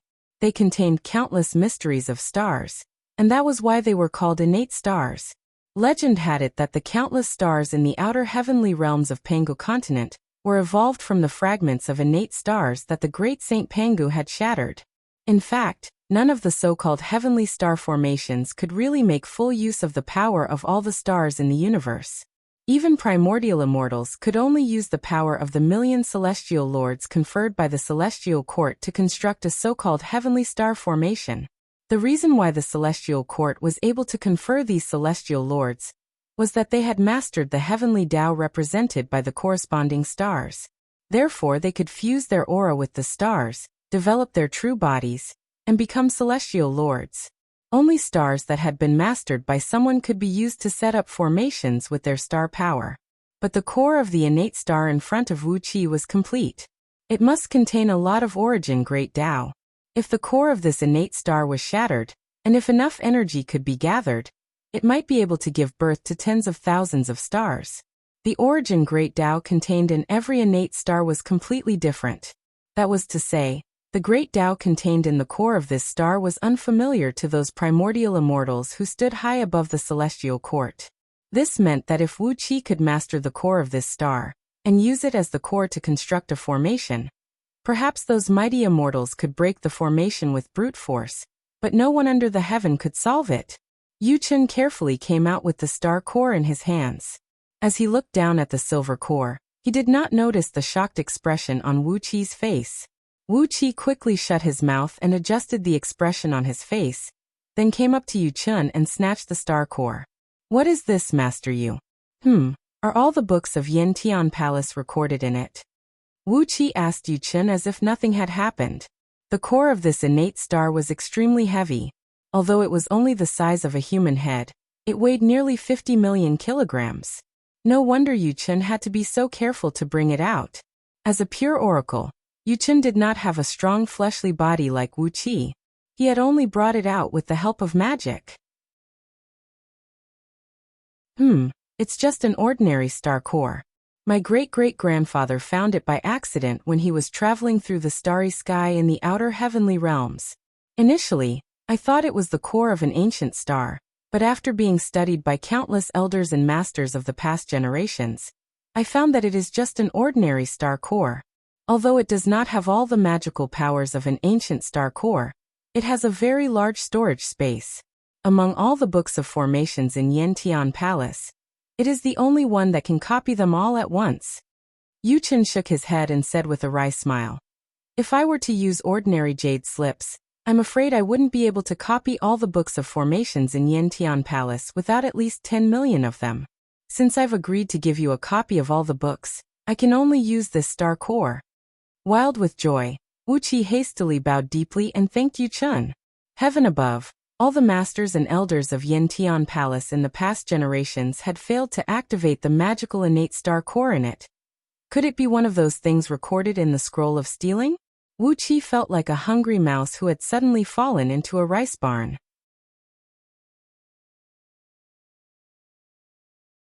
Chapter 725. There was no doubt that it was the core of an innate star. However, even with the knowledge and means of Yu Chen and the other sect masters and elders of Yantian Palace, they still could not activate the various great Daos contained in it. It could only mean that it was not the core of an ordinary innate star, but the kaleidoscopic star core, which was recorded in the scroll of stealing and ranked in the top 100 of the primal first-grade treasures. The kaleidoscopic star core was named after the fact that it contained everything. The great Daos contained in the core of an ordinary innate star were of the same category. For example, the great Daos contained in the core of an innate star were related to killing, bloodshed, violence, and the flames of war. The great Daos contained the principles of serious injury, tearing, sacrifice, and bloodshed. For example, the three most famous killing stars of the celestial court, slaughter, destruction, and wolf, were born in the same innate star during the primal chaos. Therefore, their star power and the principles they represented were of the same nature.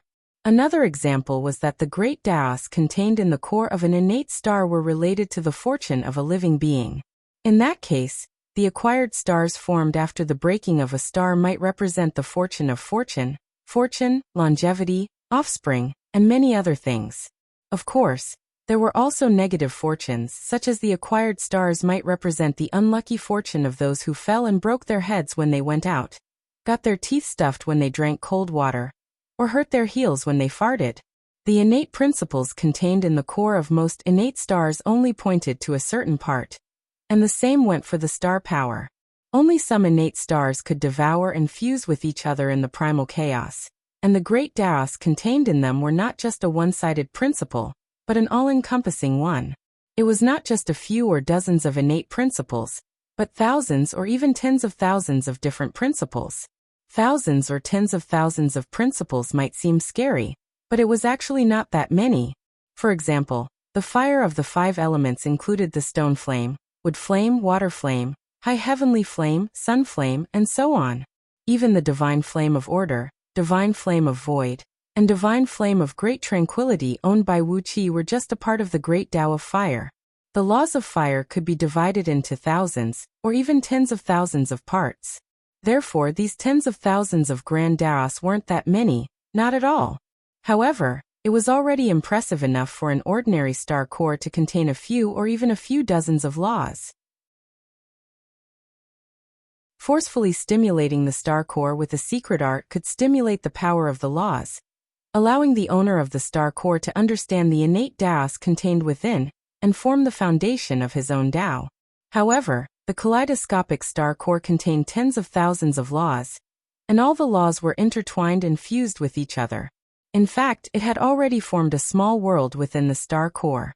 It was not so easy to use external forces to stimulate the laws contained within it. There was a technique in the scroll of stealing called Star Exploring Realm Palm Incantation, which was specifically used to deal with kaleidoscopic star cores, which were primal treasures that had evolved into an entire world.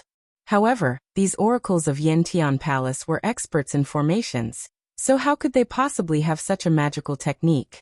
Perhaps the temple masters of the other branches of the secret palace have similar divine abilities?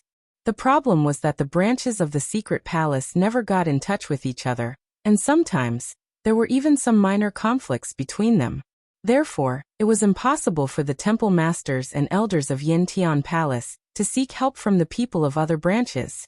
Therefore, this kaleidoscopic star core, which contained countless innate Daos and had evolved into a small world within it, had fallen into Wuqi's hands just like that. As soon as he took over the kaleidoscopic star core, which weighed at least 50 million kilograms, Wuqi's heart began to race violently.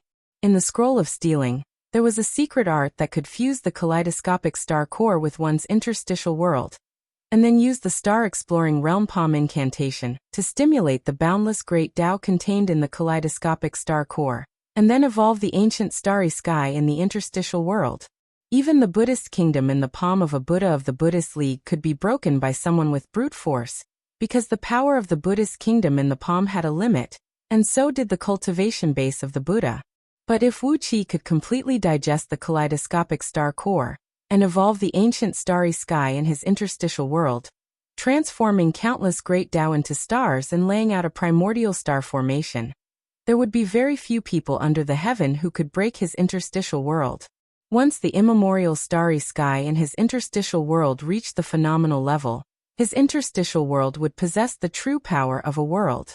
Whether it was used to imprison the enemy or to directly suppress and kill the enemy, it would be an invincible weapon. The various wonderful uses of the interstitial world were endless. Carefully holding the kaleidoscopic star core in his hands, Wuqi bowed deeply to Yuqin to express his gratitude, then opened his mouth and swallowed the kaleidoscopic star core, which was about the size of a human head. After cultivating the true body of heaven and earth scripture to the realm of gold immortal, Wuqi's body had gone through some wonderful changes, and he now possessed some powerful divine abilities. For example, he could now open his mouth to a radius of 1,000 miles, and it was not difficult for him to swallow a mountain in one gulp. Looking at Wuqi's cautious and respectful manner, Yuqin happily patted Wuqi's shoulder and said, "When you are tired of being the Marquis of East Sea Province, the position of Yantian Palace's teacher oracle will be ready for you. About my little daughter, do you want to visit her when you have time? Although she is only 1 month old, she is already a little beauty."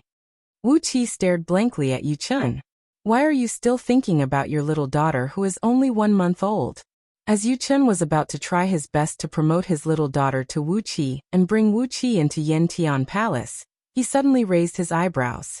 His fingers moved quickly as he sneered and said, "Tan Lang, did you bring a black dragon with an ancient bloodline and 2 dragon pythons of fire and ice to the secret palace?"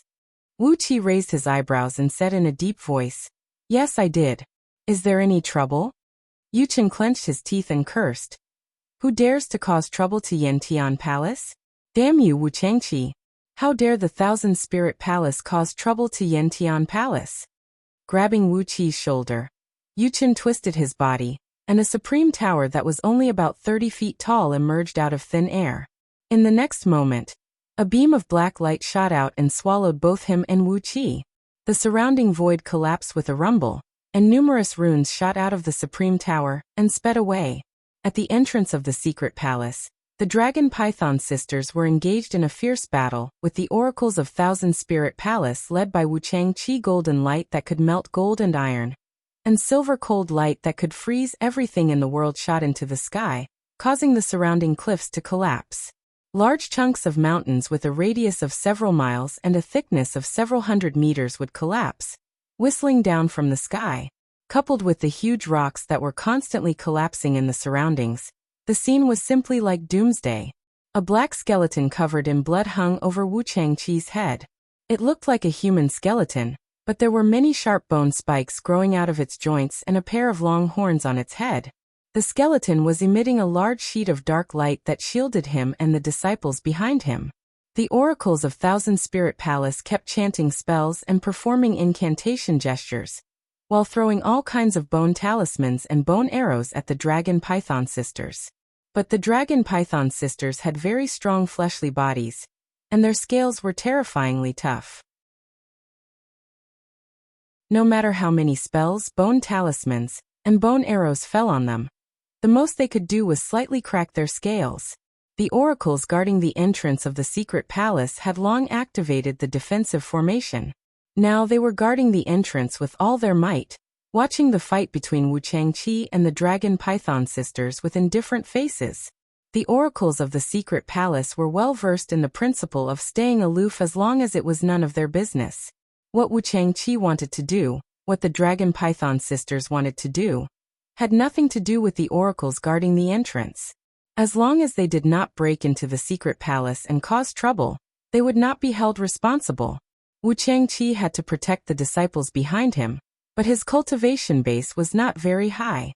The reason why Wu Changqi could become the first hall master of the Thousand Spirit Palace was that he had made outstanding achievements in all kinds of strange research, and had cultivated some strange creatures.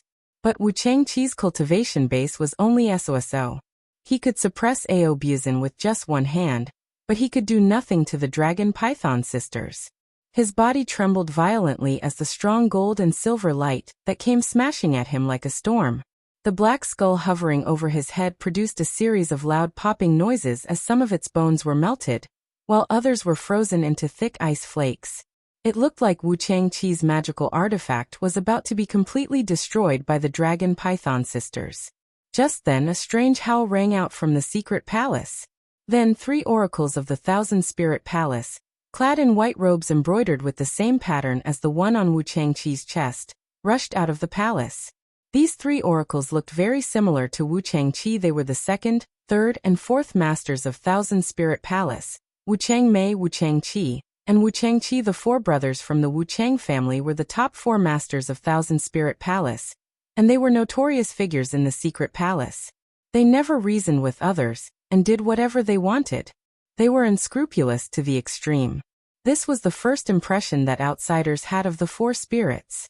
Seeing that Wu Changqi was being beaten back and unable to fight back, then looking at the Dragon Python sisters hovering in midair, and spraying out a rain of light, Wu Changmei, Wu Changqi, and Wu Changqi burst into laughter.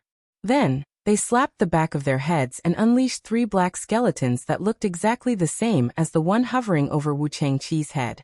Accompanied by ear-piercing ghost howls, the 4 skeletons spun in the air, leaving behind thousands of ghostly shadows as they pounced at the Dragon Python sisters and Audiobook, who was lying on their heads. When Wu Changqi controlled 1 skeleton each, it only had a strong defense, but when the 4 brothers unleashed the strange black skeletons at the same time, the surrounding void was instantly sealed by the 4 skeletons, which had formed a formation. The Dragon Python sisters froze for a moment and could no longer move. Wu Changqi burst into laughter and said, "Take them down quickly. We'll have some good materials to use this time." The 3 brothers burst into wild laughter, bit the tip of their tongues and sprayed the blood at the skeletons they controlled. In an instant, the 4 skeletons, which were no taller than a man, expanded to 1,000 feet tall, stretched out their huge claws and grabbed at the Dragon Python sisters, who could no longer move because of the spatial seal. In the blink of an eye, a 30 feet tall supreme tower tore through the void next to the Dragon Python sisters. Yu Chen gave a cold snort and threw out 12 low-grade energy stones, then performed an incantation gesture with both hands and pointed at those energy stones. The 12 energy stones instantly formed a Yuan Chen grand array, shattering the surrounding void. Then Wu Qi rushed out of the supreme tower and lunged at the 4 Wu Chang brothers. Bull-sized fists rained down like a meteor shower. Wu Changqi and his brothers let out miserable howls at the same time. Each of them had been punched dozens of times by Wu Qi, and more than half of their bones were broken. Howling, they were knocked flying away by Wu Qi. But when the four brothers were less than 100 feet away, Wuqi rushed to them, grabbed them by the neck and threw them to the ground. The four brothers were stacked into a pile. Then Wuqi stepped on the back of Wu Changqi, who was at the top of the pile. Instantly, the four brothers could no longer move. Snorting coldly, Wuqi said in a ferocious voice, "Who hurt Lao Tzu's buddy just now?"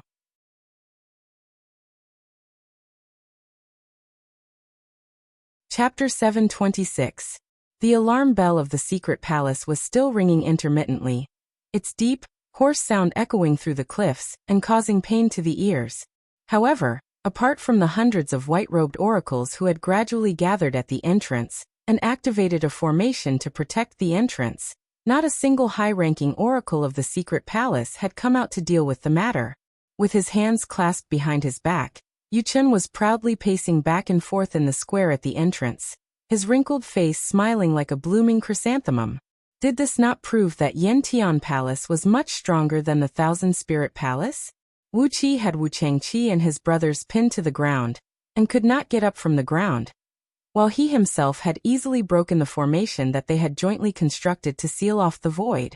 As members of the secret palace, there was a strong competitive relationship between the various branches.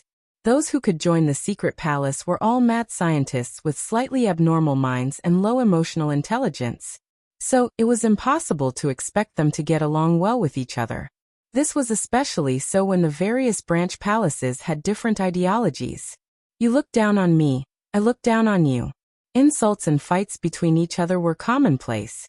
But today, when the four masters of the Thousand Spirit Palace were pinned to the ground and could not get up, it was something that had never happened since the establishment of the secret palace. Even though Yu Chen had once spat in Wu Changqi's face, he had never trampled Wu Changqi under his feet. But today Wuqi did just that. The four masters of the Thousand Spirit Palace and the Wu Chang brothers were pinned to the ground by Wuqi, unable to move at all. In Yu Chen's mind, Wuqi was a genius in the Tao of formations, and sooner or later he would become the principal oracle of Yantian Palace. Therefore Wuqi was already a member of Yantian Palace, and no one could deny that fact. A principal oracle of Yantian Palace had pinned down four masters of the Thousand Spirit Palace. Looking at the scene in front of him, Yuchen could not help but feel a great sense of satisfaction. The corner of his mouth twitched, and he wanted to laugh out loud to mock Wu Changqi and his brothers. But he had to consider his image as the first master of Yantian Palace, so he did not dare to laugh out loud. So he could only pace back and forth, happily nodding at the oracles who were maintaining the mountain guarding formation at the entrance of the secret palace.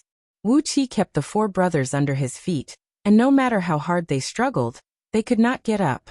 The strongest of the four Wu Chang brothers was only a second son oracle, which meant that their cultivation base was equivalent to that of a 14th tier gold immortal. So when they were faced with Wuqi, a freak who cultivated both fleshly body and magic power as strong as a 5th tier gold immortal, they felt as if dozens of mountains were pressing down on them, making them unable to move. Wu Changqi kept cursing Wuqi's ancestors while performing incantation gestures with both hands, trying to move Wuqi's foot away with a magic called mountain shifting spell. However, every time when his mountain shifting spell was about to take shape, the tip of Wuqi's foot would shake violently, and an invisible wave of energy would shatter the spell to pieces, preventing him from unleashing the spell. When a 14th tier gold immortal faced a 5th tier gold immortal, it was like a baby facing an adult longbow man. Wu Changqi and his brothers kept chanting and performing hand seals, trying to summon some powerful magical weapons to deal with Wuqi. However, Wuqi's cultivation base was much stronger than theirs, and his physical strength was countless times stronger than theirs. No matter how hard they tried, they could not even budge Wuqi's foot. The dragon python sisters shrunk their bodies to about a foot long and quickly landed on Wuqi's shoulder, gently rubbing Wuqi's earlobe with their heads. Ao Buzin, on the other hand, roared furiously as he enlarged his body to about 10 feet long. Then he threw himself in front of Wu Changqi and growled, "Are you trying to cut open your ancestor's stomach? You want to use Lao Tzu to do those strange things? And you want to chop off a few kilograms of Lao Tzu's flesh and eat it?" All of a sudden, Ao Buzin opened his mouth and bit off one of Wu Changqi's arms, swallowing it in just a few bites. Wu Changqi howled miserably in pain. Blood mixed with a wisp of black smoke kept spraying out of the broken arm, and soon stained the ground. Even Yu Qin was taken aback. He never dreamed that Ao Buzin could be so ferocious. It was one thing for Wu Qi to trample Wu Changqi to the ground and humiliate him. In any case, these masters of the secret palace were all people with abnormal minds, and they were used to being shameless. Last time, when Yu Qin spat saliva all over Wu Changqi's face, Wu Changqi merely rolled up his sleeve and wiped his face clean, as if nothing had happened. But now, Ao Buzin had bitten off Wu Changqi's arm. Something was not right. The dozens of disciples behind Wu Changqi roared furiously at the same time. Suddenly, their bodies began to swell, causing their white robes to burst apart. Among Wu Changqi's disciples were longbow men, feathermen, and even mermen, who could only live in the sea. Their white robes had covered their long tails, so no one could see through their identities. Apart from these most common races in Diyu, there were also some strange people among Wu Changqi's disciples. For example, there were a few members of the three-armed race who, in addition to their normal arms, had an extra arm in the middle of their bodies, either in front of their chests or on their backs. These three-armed race members had the same aptitudes as ordinary people, but the only unique feature was their third arm. Their third arms all had all sorts of wonderful innate abilities. Usually, the third arm was hidden within their body, but when needed, it could be summoned like a thunderbolt. Some members of the three-limbed race possessed the power to move mountains with their third arm. Some possessed a perfect and indestructible body of diamond. Some could control lightning bolts with their third arm, while some could control earth and fire and raging winds. Some even possessed the ability to shift stars. All of them were comparable to gold immortals. These three-armed race members had weak fleshly bodies, and their cultivation bases were not that strong. But with the divine abilities and mystic arts that came with their third arm, they could often kill heaven immortals with ease, and even fight gold immortals to a draw. There were 7 three-armed race members among Wu Changqi's disciples. Seeing their master being humiliated by Wu Qi, and even having one of his arms bitten off by Ao Buzin, the 7 three-armed race members sprung up at the same time. Their bodies grew to about 20 feet tall, and one of their arms spread out before their chests and smashed down toward Wu Qi's head. When 2 of their palms swung down, vague mountain ranges could be seen rising and falling from their palms. These were 2 three-armed race members who had the power to move mountains. The other 2 arms were wreathed in flames, one of which was blue in color and emanated a chilly aura, while the other was crimson in color. Even though they were still a distance away from Wu Qi, he could already feel a great heat wave coming at him, burning even Wu Qi's hair. Among the last 3, one of them had starlight flickering in his palm, another had thunderclaps coming out of his arm, and the last one had blue waves bursting out of his palm. Inside his palm was a blue jellyfish, with boundless waves surging and rocking inside it. It looked very impressive. Wu Qi gave a cold snort, threw his head back and let out a long roar, and his body suddenly grew to about 50 feet tall. As he exercised the dragon kill, large patches of black dragon scales emerged from under Wu Qi's skin. 3 layers of dragon scales covered Wu Qi's body, and his defensive strength soared by 10 times. Spreading his palms, which were as large as a table, Wu Qi gently waved all 10 of his fingers. A ghastly grayish-white airflow burst out from his palms, bringing with it the howling of ghosts. A chilly wind rose from the ground, wrapped in a white mist, and wrapped around Wu Qi's body. Waving his palms, Wu Qi thrust them towards the three-armed race members, then exerted force with his feet. The 4 Wuchang brothers had their eyeballs protruding out of their sockets, while white foam kept bursting out from the corners of their mouths. Many of the poor brothers' bones had been broken by Wu Qi's heavy punches, and now, when Wu Qi's body grew even larger, the broken bones pierced into their muscles and internal organs, making them wail in pain. In the next moment, Wu Qi's palms collided with the arms of 7 three-armed race members. 2 three-armed race members, whose palms had mountains rising and falling from them, exerted a force like a landslide, but Wu Qi's divine strength was 100 times stronger than theirs. With just a slap, the arms of 2 three-armed race members were broken. Howling miserably, They were knocked flying several hundred feet away by Wuxia, falling to the ground and coughing up blood. On the other hand, two three-armed race members, whose palms were bursting with flames, had their palms smashed by Wuxia with a stream of cold energy and a stream of divine flame of order. One of their arms was frozen and shattered, while the other was burned into ashes. Both of them howled and fell to the ground with blood flowing out of their 7 apertures. As for the remaining three-armed race members, they were teleported by Wuqi's palms, nullifying their attacks, shattering their arms and knocking them flying backward. Blood was spraying out of their mouths, and all their internal organs were severely injured. Meanwhile, the other disciples of Wu Changqi kept casting all kinds of spells at Wuqi. However, as Wuqi had a very strong fleshly body, and the defensive strength of his dragon scales was even more amazing. On top of that, he had unleashed a large number of runes to protect himself. None of these oracles were sun oracles, so how could they possibly hurt him? On the contrary, Wuqi had fed all the pressure brought by these spells back to the 4 Wuchang brothers, who had been firmly stomped by him. The heavy pressure made them scream, and Wu Changqi, who was the most severely injured, had already fainted. Loud roars echoed out of the secret palace as more than 1,000 oracles of Thousand Spirit Palace rushed out of the secret palace, led by a dozen old oracles. They spread out in all directions and unleashed all kinds of mystic techniques at Wuqi like a tidal wave. Yuchen gave a cold snort and pointed his finger out. Immediately, numerous dark blue pearls shot out and formed a minor heaven-en evil ghost formation around Wuqi and himself. Dozens of ferocious ghost heads were shooting out of each pearl, hovering in midair and greedily devouring all the mystic techniques that came at them. Immediately after that, angry curses rang out as a large group of oracles from Yantian Palace rushed out of the secret palace, led by dozens of old oracles. As soon as these oracles appeared, energy stones, immortal stones, formation flags, formation discs, golden and jade sabers, pearls, and Yin thunders flew all over the place. Soon, more than 2,000 formations were formed at the same time, and they were connected into an organic whole in midair like modular products. More than 2,000 formations were nested together, and the final formation that was formed was terrifyingly powerful.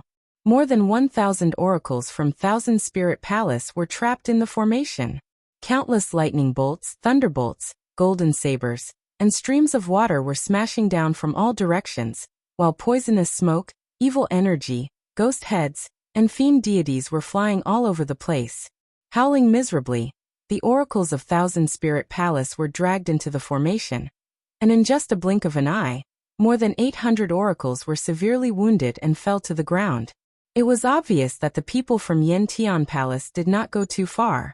At least, they did not kill them.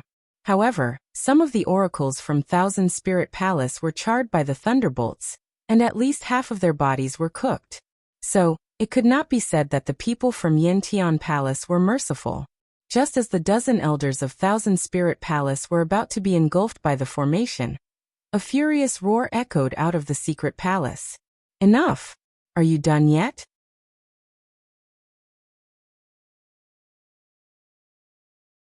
Chapter 727.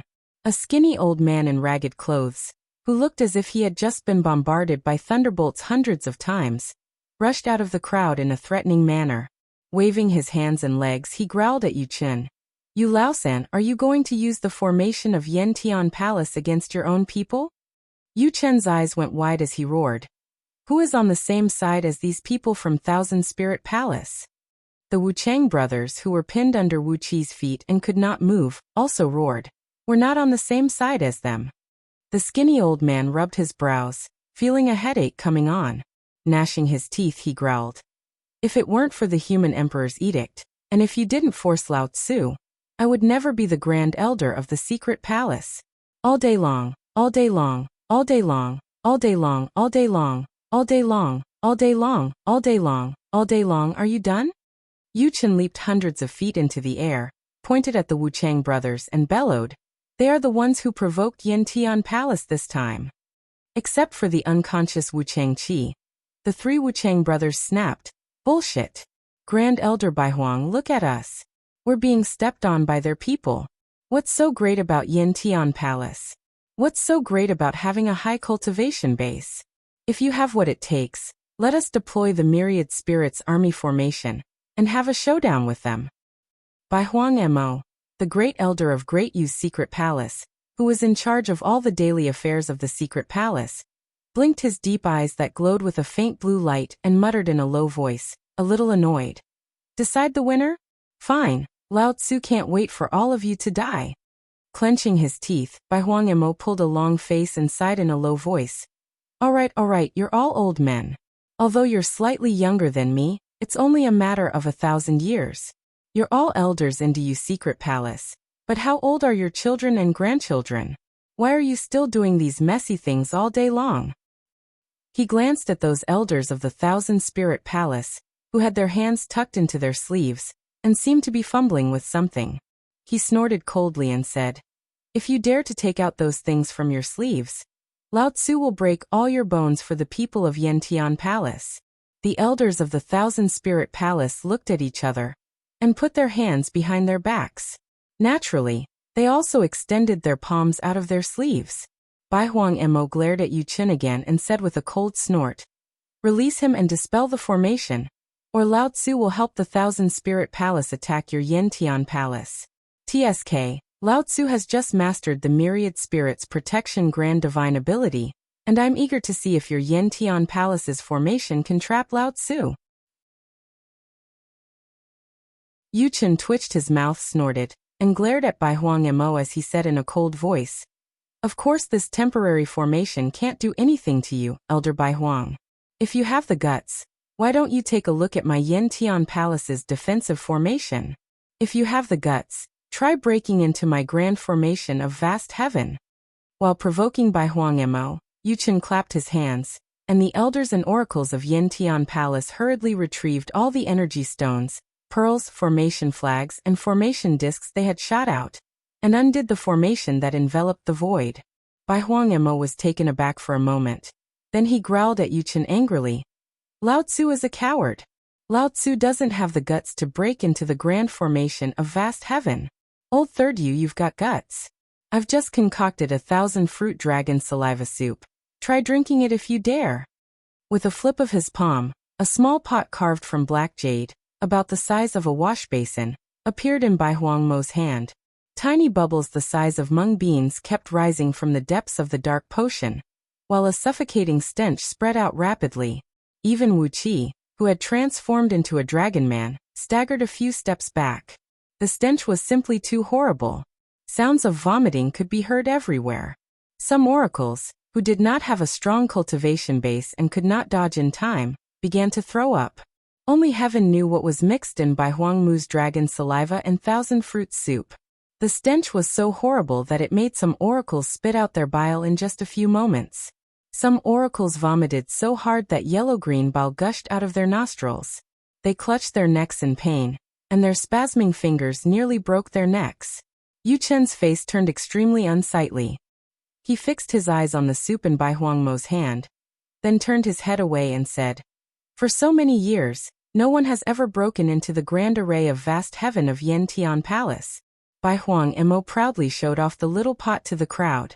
Then he narrowed his eyes and said with a smile, All the decoctions Lao Tzu concocted are from the ancient secret recipes. He, after being carefully modified by Lao Tzu. Those who have drunk Lao Tzu's decoctions have all turned into dead ghosts. It's quite powerful. He took a deep breath complacently and said, Lao Tzu's goal with this dragon saliva 1,000-fruit soup is to poison a primordial immortal to death. Those gold immortals do not deserve to taste Lao Tzu's craftsmanship with such a superb decoction. Wuxia stared blankly at Bai Huang Mo and wondered, Which primordial immortal would drink your decoction? Perhaps the dragon saliva 1,000-fruit soup is very poisonous, but its smell is too horrible. I can smell it from hundreds of miles away. Which primordial immortal would drink your decoction? However, after Bai Huang Mo's interruption, the oracles of Yantian Palace and 1,000-spirit palace had separated. The oracles of Yantian Palace were standing lazily behind Yu Chen, while the oracles of 1,000-spirit palace were busy trying to save their companions. A few elders of Thousand Spirit Palace rushed to the severely wounded Wuchang brothers, and hurriedly took out pills and fed them to them. At the same time they set their bones, and bandaged their wounds with medicinal powder. However, as one of Wu Changqi's arms was bitten off by Ao Buzin, they could not save him in a short period of time. Therefore, the elders could only bandage his wounds first, then wake him up with some incense, which was similar to mugwort. The dizzy Wu Changqi opened his eyes and saw Bai Huang Mo, who was swaggering around with a small pot made of black jade in his hand. Wu Changqi immediately let out a miserable howl at the top of his voice. "You must uphold justice for me, Grand Elder. Yantian Palace has gone too far. This brat is simply lawless. You must punish them severely and kill this brat. Also, you must bring the dragon and 2 pythons to our Thousand Spirit Palace." Yu Chen jumped to his feet and roared, "I'd like to see who you dares to touch even a hair on Tan Lang's head. He is a member of Yantian Palace. Wu Changqi, if you touch him, you will be attacking Yantian Palace as well. Elders, set up the mysterious heaven-devouring formation, and kill these scourges of the Thousand Spirit Palace. Bai Huang Mo, if you dare to help them, I, Yu Chen, will never forgive you. Back then you were too old to cultivate, seducing." Bai Huang Mo threw his head back and let out a furious roar. The deafening rumble shook all the oracles present, and caused them to fall to the ground. Even Wu Qi felt a sharp pain in his eardrums. His eyes were filled with stars as he fell to the ground, unable to come to his senses for a long time to understand what was going on. His roar shocked all the oracles present. Then Bai Huang Mo waved his sleeve triumphantly. The pattern of 8 dark supreme towers on his sleeve was so dazzling and eye-catching. Holding his head high, he snorted coldly and said, "Lao Tzu already knows the cause and effect of the incident. It is clearly Thousand Spirit Palace's fault this time. Wu Changqi, if you dare to say another word, Lao Tzu will strangle you right now." He glared fiercely at the masters and elders of Thousand Spirit Palace, then said with a cold grin, "Thousand Spirit Palace is the one who is at fault. What materials are you trying to capture? If you have the guts, go to the Celestial Court and rob them. Why do you have to touch the belongings of Yantian Palace's disciples? That is what you should not have done. All right. Thousand Spirit Palace will pay a little compensation to Tan Lang, and this matter will be over. The dark clouds in the sky will disperse just like that." Ha, we are all from the secret palace, and we are all family. Wu Changqi trembled with rage. He glanced at the hundreds of oracles behind him, who were badly wounded and had no idea whether they were dead or alive. Then at Bai Huang Mo, whose eyes were gleaming with an eerie blue light, and whose face was filled with the expression of violence and threat. Recalling some of the great achievements Bai Huang Mo had made, Wu Changqi gritted his teeth and swallowed his anger. Glancing greedily at Ao Buzin, who was coiled around Wu Qi's neck, and then at the dragon python sisters, who were lying on Wu Qi's shoulder, Wu Changqi gritted his teeth and muttered, "Fine, I'll admit that I'm wrong this time.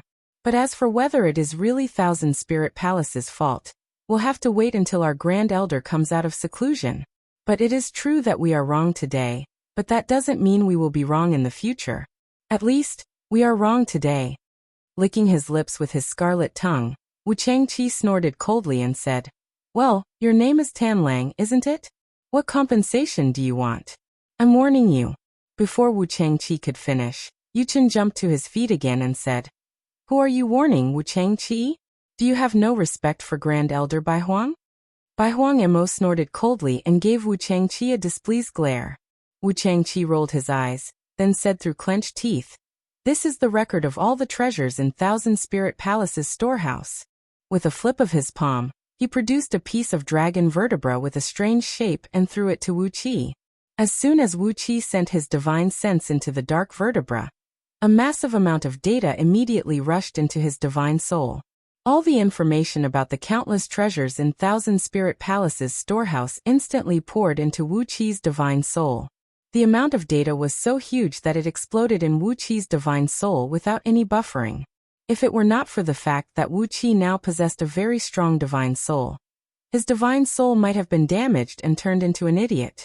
Holding the vertebra tightly in his hand, Wu Qi gave Wu Changqi a cold look and said in a deep voice, All right, I'm not greedy. There are 100 divine beasts' bloodlines here. Please give them to me, Master Wu Chang, and I'll let bygones be bygones. Wu Qi's heart pounded violently once again.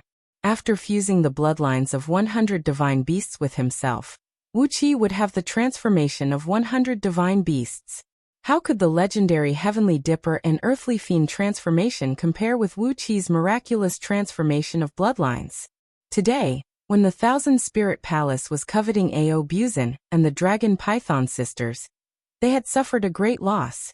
4 of their masters were trampled to the ground and humiliated by Wu Qi, and hundreds of their disciples were severely wounded by Yantian Palace's formation. No matter how one looked at it, Wu Qi had the upper hand. Therefore, Wu Qi only wanted the bloodlines of 100 divine beasts.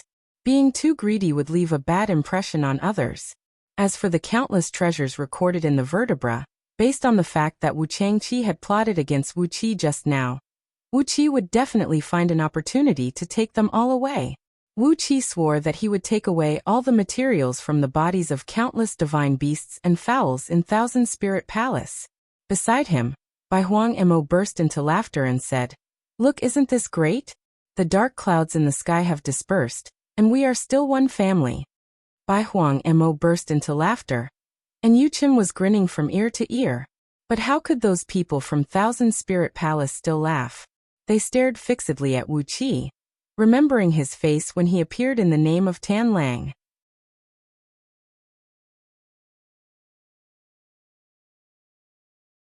Chapter 728.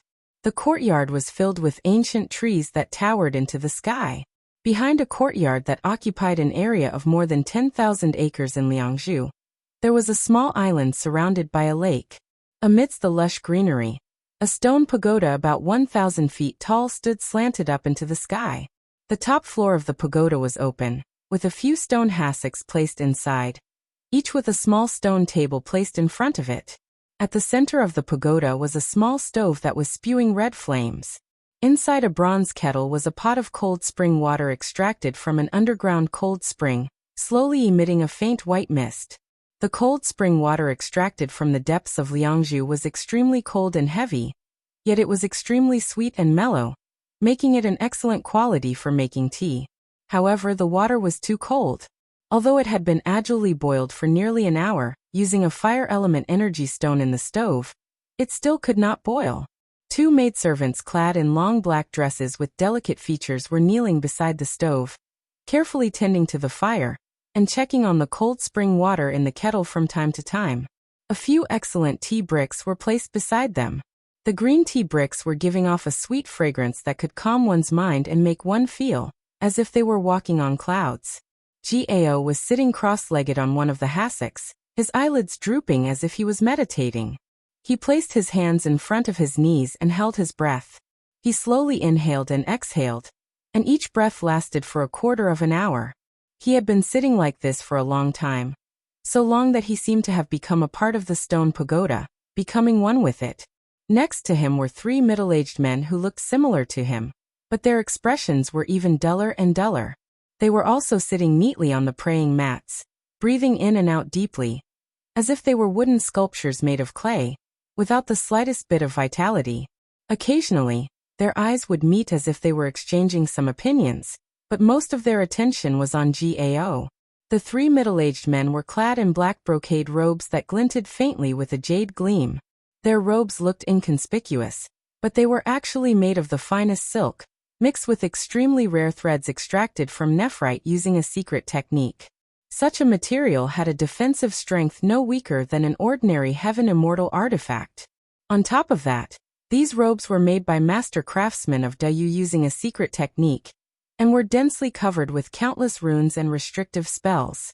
Each of these robes cost tens of thousands of gold coins, and had a very strong defensive strength.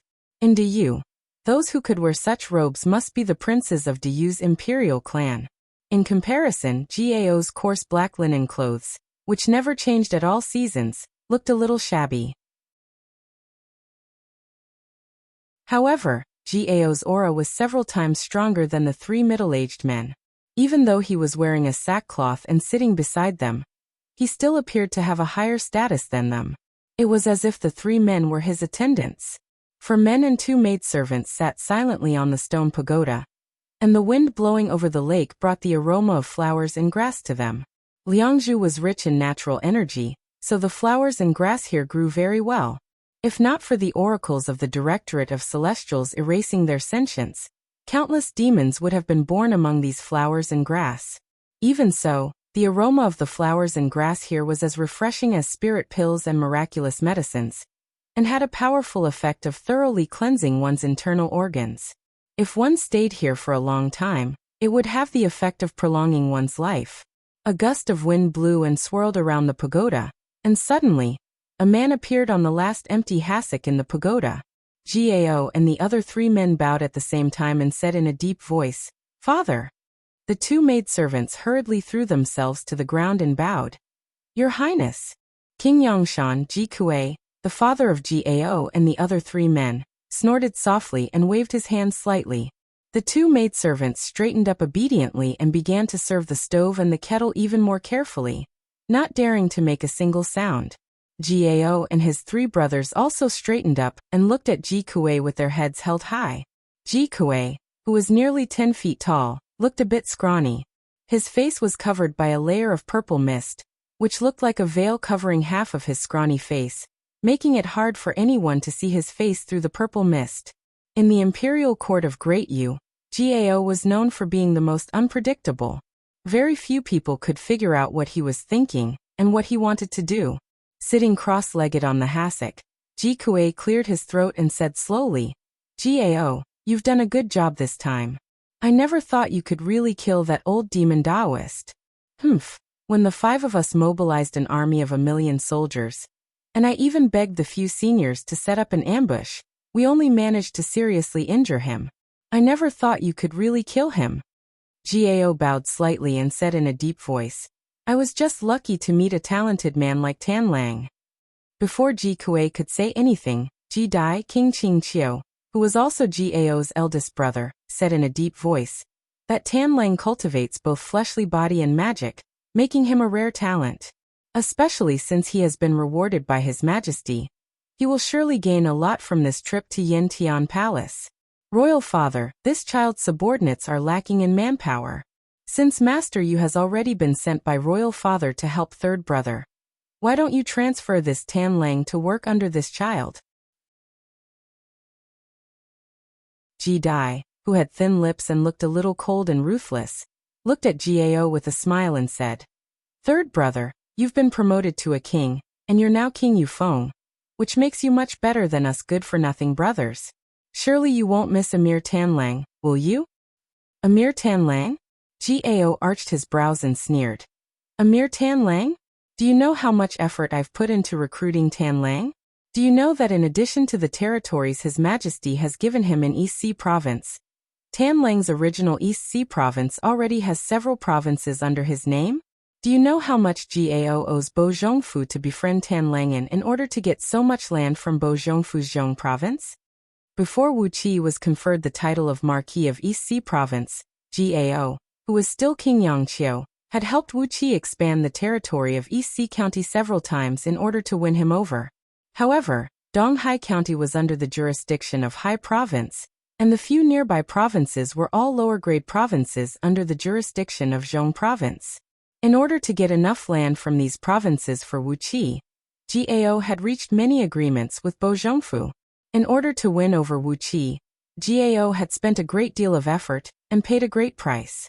Now that Ji Dai wanted to take Wuxia away, how could Gao possibly agree? With a cold snort, Gao said in a flat tone, "If you feel that you don't have enough subordinates, you can take Yu Qingqing if you like him. But if anyone dares to touch Tan Lang, don't blame me for not respecting our brotherhood." Sitting on a hassock, Ji Kuei did not seem to hear the argument between his eldest and 3rd sons. He sat there like a stone statue, not responding to Gao and Ji Dai's words. It was only when Gao mentioned Yu Qingqing in an extremely disgusted tone that Ji Kuei narrowed his eyes slightly, a cold gleam flickering in them, as if he had thought of something. Ji Dai gave Gao a sideways glance and said with a cold grin, "Oh, does 3rd brother think so highly of Tan Lang? Although he has the aptitude for cultivating both fleshly body and magic, it doesn't mean that he will be able to go on smoothly. If something were to happen to him, wouldn't the things that third brother gave him be wasted? Ji Dai's words were filled with blatant threats. Gao snorted coldly and unleashed a chilling aura around him. If anything happens to Tan Lang, the 9 divine generals under Big Brother's command will definitely meet their end, he said, glaring at Ji Dai. Ji Dai's face turned livid as he gave Gao a fierce glare and sneered. Gao's second brother, Ji Yu, and his fourth brother, Ji Lan, exchanged a glance. Ji Yu, who was so burly that one could not help but suspect that he had the blood of the Longbow Kingdom, said in a deep voice, "Third brother, you've made a great contribution and have been conferred the title of King Yufeng, but I'm still King Qiu. Lend me that Tan Lang for a while and when I..." Without waiting for Ji Yu to finish, Gao turned him down and said, "Second brother, there's no need to talk about this anymore. If you do, it will hurt our brotherhood."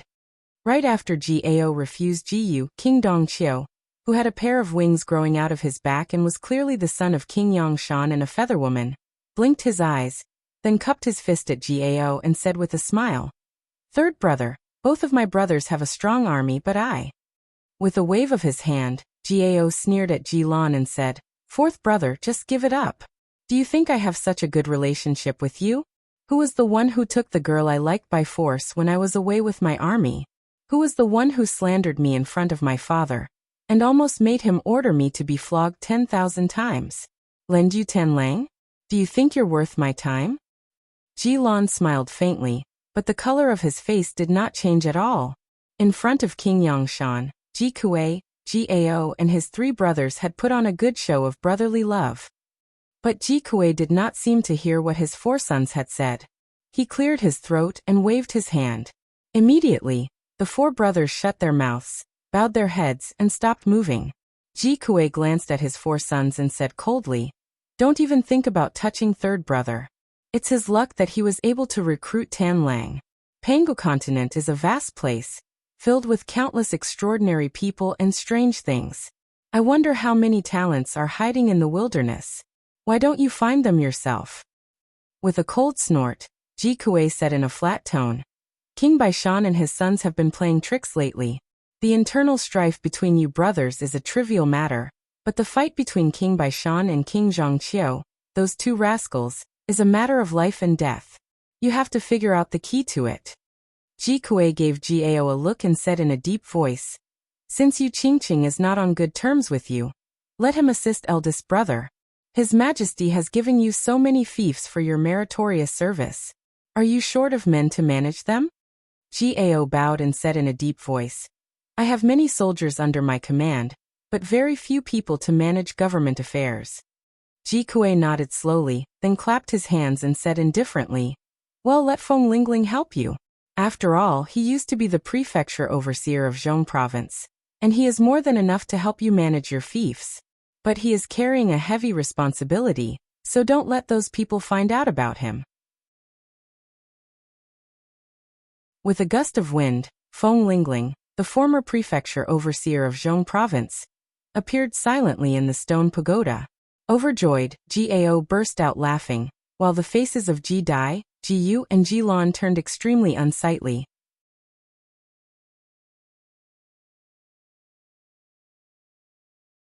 Chapter 729. 100 beams of blood-colored light were twisting in front of Wuxia like agile snakes. They were colorful, ranging from red, orange, yellow, green and many other colors. The thinnest of these beams was several times thinner than a hair, and the thickest was as thick as a bucket. The shortest was only about 3 feet long, and the longest was about 1,000 feet long. Each beam was emanating a powerful and mysterious blood energy fluctuation, and they were pulsating like a heart. A faint mist swirled around them, and from time to time, the shadows of some giant beasts and birds of prey could be seen flashing in it. There were shadows of azure dragons, white tigers, black tortoises, blue wands, phoenixes, bifang, and all sorts of ancient divine beasts and fowls. These were the bloodlines of the 100 divine beasts and fowls that Wu Qi extorted from Thousand Spirit Palace.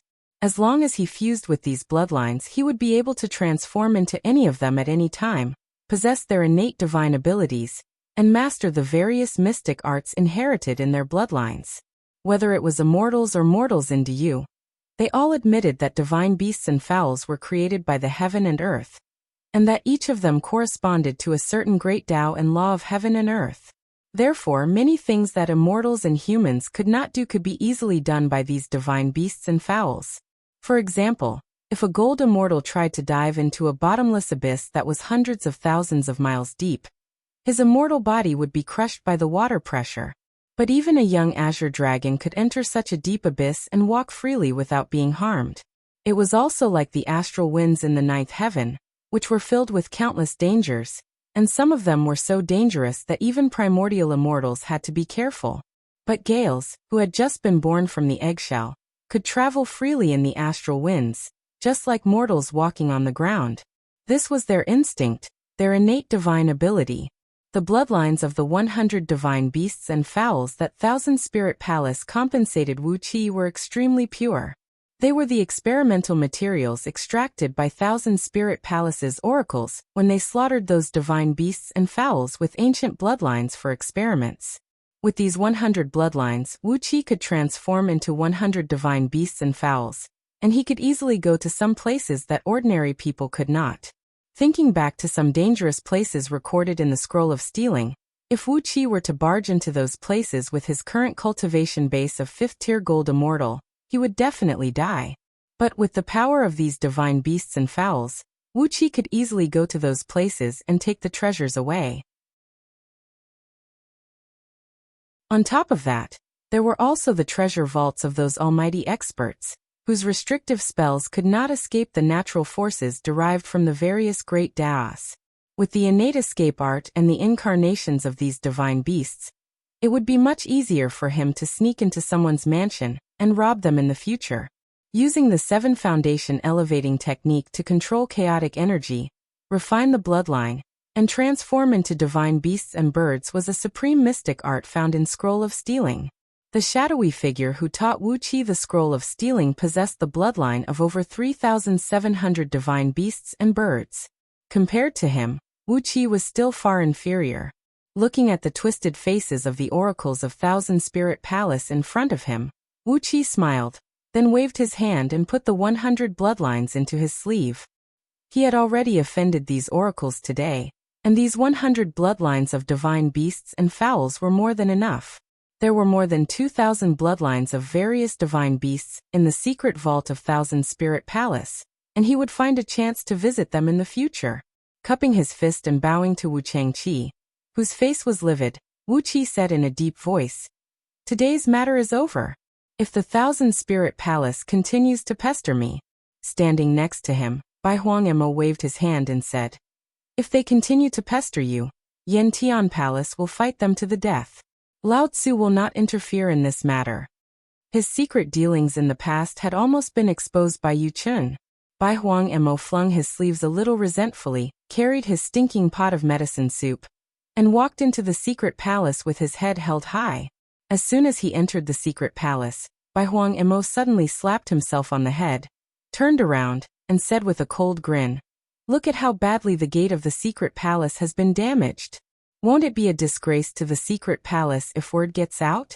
Wuchangqi, you're the one who caused this, so you have to fix the gate." Wuchangqi and his 3 brothers exchanged a glance, snorted coldly at the same time, then gritted their teeth and agreed to the task. Just now, the dragon python sisters had unleashed their divine light of ice and fire all over the sky, causing a 100-miles-long section of the cliff in front of the secret palace to collapse. The statues on the cliff were smashed to pieces, and the entire cliff was covered in melting magma. There were even large icebergs hanging on the cliff. With ice and fire coexisting with each other, it was a very ugly and messy scene. It was not an easy task to make the facade of the secret palace as magnificent and solemn as it used to be. But Wuchangqi was being suppressed by someone else. Those powerful elders of the Thousand Spirit Palace were in a secluded cultivation, so Wuchangqi, who lacked a strong backer, could only swallow his pride. Seeing Wuchangqi's expression, Yuchen could not help but laugh in a strange voice. He took a few steps in front of the people of the Thousand Spirit Palace, then laughed and said, "Please go back, elders. Haha, if anyone dares to provoke the people of Yantian Palace, don't blame me for getting angry and placing the grand array of great heaven in front of their ancestral mansion. Haha." The elders and oracles of Yantian Palace were laughing arrogantly and wildly. Today, the people of Yantian Palace had set up a formation and severely wounded hundreds of oracles of the Thousand Spirit Palace, which made them feel very proud. It was always like this in the branch palaces of the Secret Palace. A little dispute could easily lead to a big conflict. Of course, such conflicts rarely resulted in deaths, and usually, the dignity of a branch palace was completely trampled on. Today, the Yantian Palace had severely humiliated the Thousand Spirit Palace. It was a very good feeling. One after another, the oracles of Yantian Palace and Thousand Spirit Palace returned to their respective palaces. Those who were studying the formation went back to studying it, and those who were healing the wounded and dying went back to treating their injured colleagues. The Wuchang brothers, who had been brutally beaten and humiliated, had to pay for the bloodlines of 100 divine beasts and fowls, began to figure out how to regain their dignity. But it had nothing to do with Wuqi. As the first master of Yantian Palace, Yuchen personally saw Wuqi out of the secret palace. As the two of them walked in the windy valley, Yuchen carefully introduced the various branches of the secret palace to Wuqi, as well as the complicated relationships between them. Through Yuchen's narration, Wuqi gained a deeper understanding of the secret palace. The so-called secret palace was an amalgamation of the smartest and most talented geniuses in DU. They studied all kinds of profound knowledge in the secret palace, and the things they studied covered almost everything in the world. But because the secret palace was made up of a group of geniuses, each of them was proud and arrogant, and refused to submit to anyone they met. Therefore, there were many disputes between the various branches of the secret palace. Each branch palace thought that the things they studied were the great Tao of the world, while the other branches studied crooked and wicked things. Therefore, every branch palace would have a small-scale, high-intensity conflict every few days. However, it was rare for anyone to lose their lives. Today's conflict with the Thousand Spirit Palace only involved a little over 2,000 people. It was not a big scene at all. Just half a year ago, a conflict broke out between the Thousand Spirit Palace and the Divine Gu Palace, which specialized in the study of all kinds of witchcraft poisons, because two disciples fell in love and broke up with each other. The two branches sent out tens of thousands of oracles to fight each other with all kinds of mystic arts. During the 3-month-long conflict, zombies and poisonous creatures were crawling all over the secret palace, and all kinds of strange and unheard of venomous things rolled and crawled all over the place. In the end, all the branches of the secret palace were involved. By the time all the elders of the secret palace's elder council came out to suppress the conflict, 150,000 oracles of the secret palace had been bedridden. The elders of the secret palace's elder council flew into a rage and locked all the elders of the Thousand Spirit Palace and Divine Gu Palace in a secret cave at the back of the mountain for half a year to reflect on their mistakes. This was the reason why Wu Changqi and the others said that their elders were in secluded cultivation. 150,000 oracles are bedridden? Wu Qi looked at Yu Chun in amazement. The old man's face was beaming with excitement, and he was dancing with joy, as if he was still excited about the fact that Yantian Palace had secretly deployed the Little Red Sun 9 Dragons Fiend Refining Formation a few months ago and burned more than 24,000 oracles of the Thousand Spirit Palace, Divine Gu Palace, and 3 other branches. Do you know why Wu Changqi was so submissive when he saw me attacking him today? Yu Chen proudly said.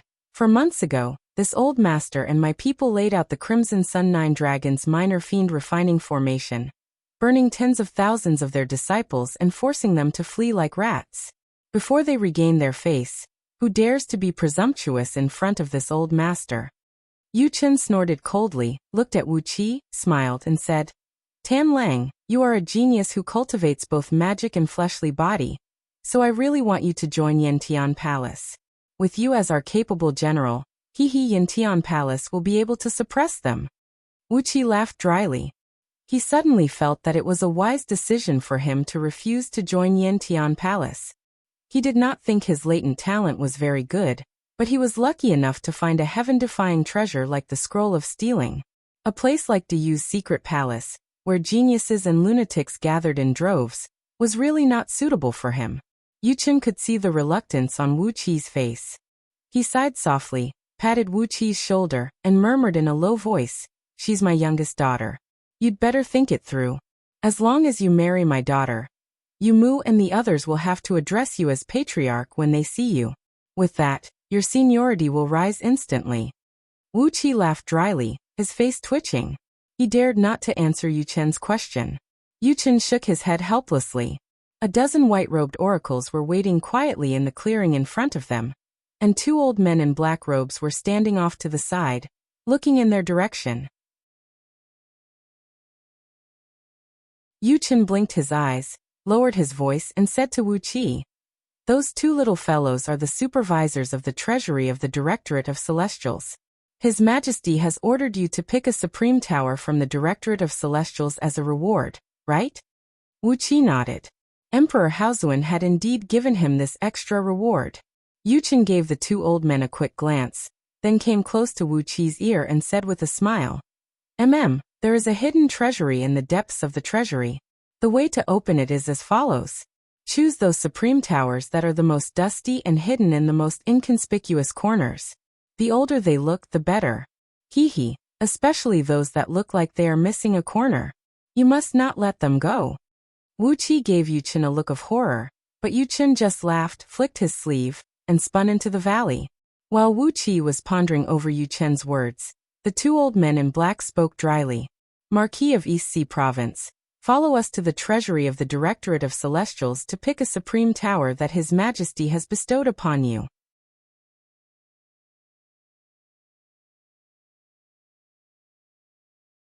Chapter 730.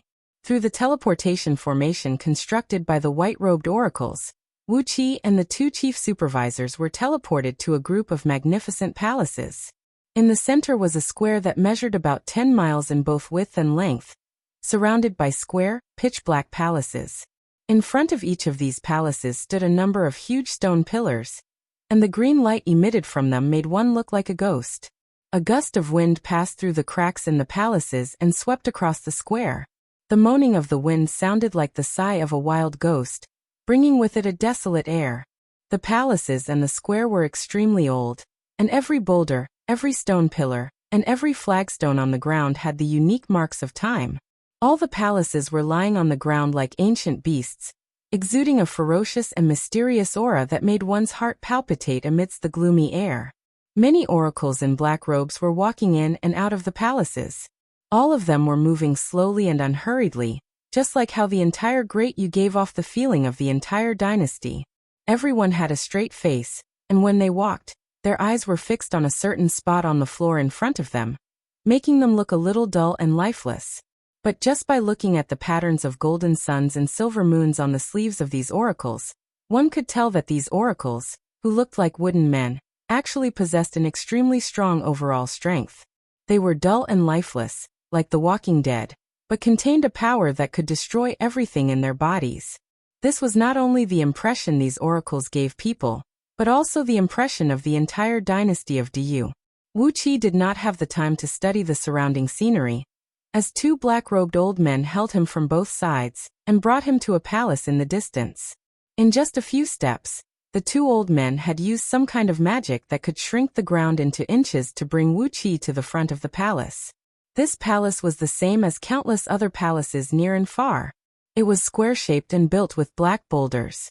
Countless complicated runes were carved on the surface of the stones, which were polished to a mirror-like surface, and inlaid with black energy stones, forming a powerful defensive formation.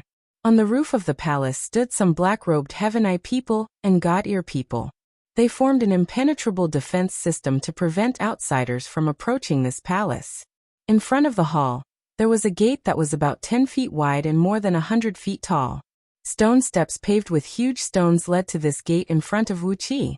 The inside of the gate was dark, and the green light from the outside couldn't penetrate it. It gave people a feeling that this gate led directly to another world, a world that didn't belong to the living. This great hall was built on a stone platform that was hundreds of meters tall. In front of Wuxia, there was a wide stone staircase that led straight to the front door of the great hall. On the stone staircase, hundreds of warriors wearing heavy armors and long black robes were standing.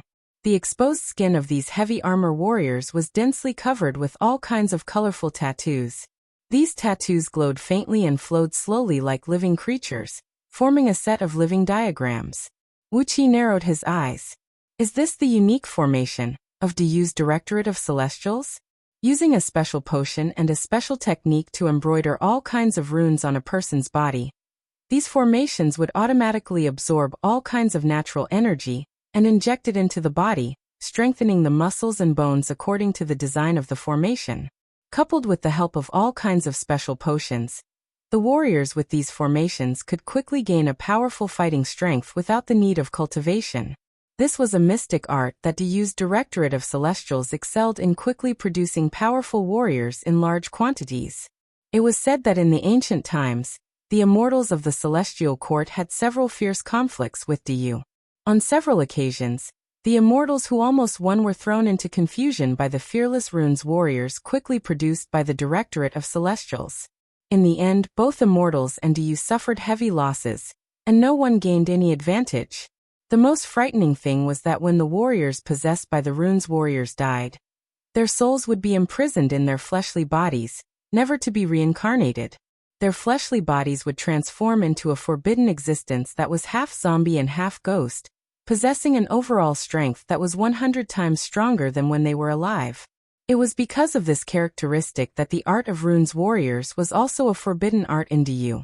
Unless it was absolutely necessary, the Directorate of Celestials would not dare to produce a large number of them. The warriors in front of him did not have the slightest aura of a living person, and there were only 2 balls of dim green flames leaping in their eye sockets. They were not living people, but dead spirits whose souls were imprisoned in their bodies. Wuxia carefully sensed their strength with his divine will, and found that they were very strong, indescribably strong. These warriors possessed an aura of death that was completely opposite to life. If one was hit by them, it would not be a pleasant experience but a fatal one. These warriors looked at Wuxia with gloomy eyes. Being held hostage by 2 black-clothed old men, Wuxia walked up the stone steps step by step, and entered the great hall through the pitch-black door. As soon as he stepped through the door, a gust of cold air blew at his face, bringing with it an indescribable odor. It made Wuqi's nose itch and made him sneeze a few times. Amidst Wuqi's sneezes, a faint phosphorescent light lit up the dark great hall. One of the black-clothed old men said in a deep voice, "According to His Majesty's decree, Marquis of East Sea can pick any supreme tower here and take it away. He, a genius who cultivates both fleshly body and magic, should be given such preferential treatment. In the future, Marquis of East Sea is very likely to become a supreme expert." Another black-clothed old man pulled Wuqi's hand and led him to a corner of the great hall. "Today Marquis of East Sea will owe me a favor. This is the best supreme tower in the Directorate of Celestials. If Marquis of East Sea achieves great success in the future, you just need to take care of our descendants." When the phosphorescent light shone, Wuxia had a clear look at the interior of the great hall. It was a space that measured hundreds of miles in both width and length, and was dozens of miles in height. Countless pitch-black supreme towers, large and small, were hovering in the air. The largest supreme tower was about a mile tall, while the smallest was only a few inches tall. But regardless of their size, all the supreme towers had faint runes flashing on their surfaces, emanating powerful energy fluctuations. Every year, the Directorate of Celestials of Dayu would collect countless rare materials and forge a certain number of supreme towers. When a new supreme oracle was born in Dayu, he would come here and pick a supreme tower as his future place of cultivation and residence. At the same time, the supreme towers had the ability to break through the void, and were the daily means of transportation for supreme oracles. But supreme oracles did not appear every year, and every year, the Directorate of Celestials of Dayu would produce a different number of supreme towers. Therefore, over the years, the number of supreme towers in this storehouse had been increasing.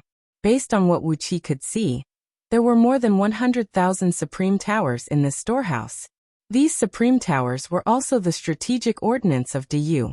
If a conflict broke out between Diyu and a certain power, those sun oracles who were not qualified to own a supreme tower would come here to get a temporary supreme tower as a backup.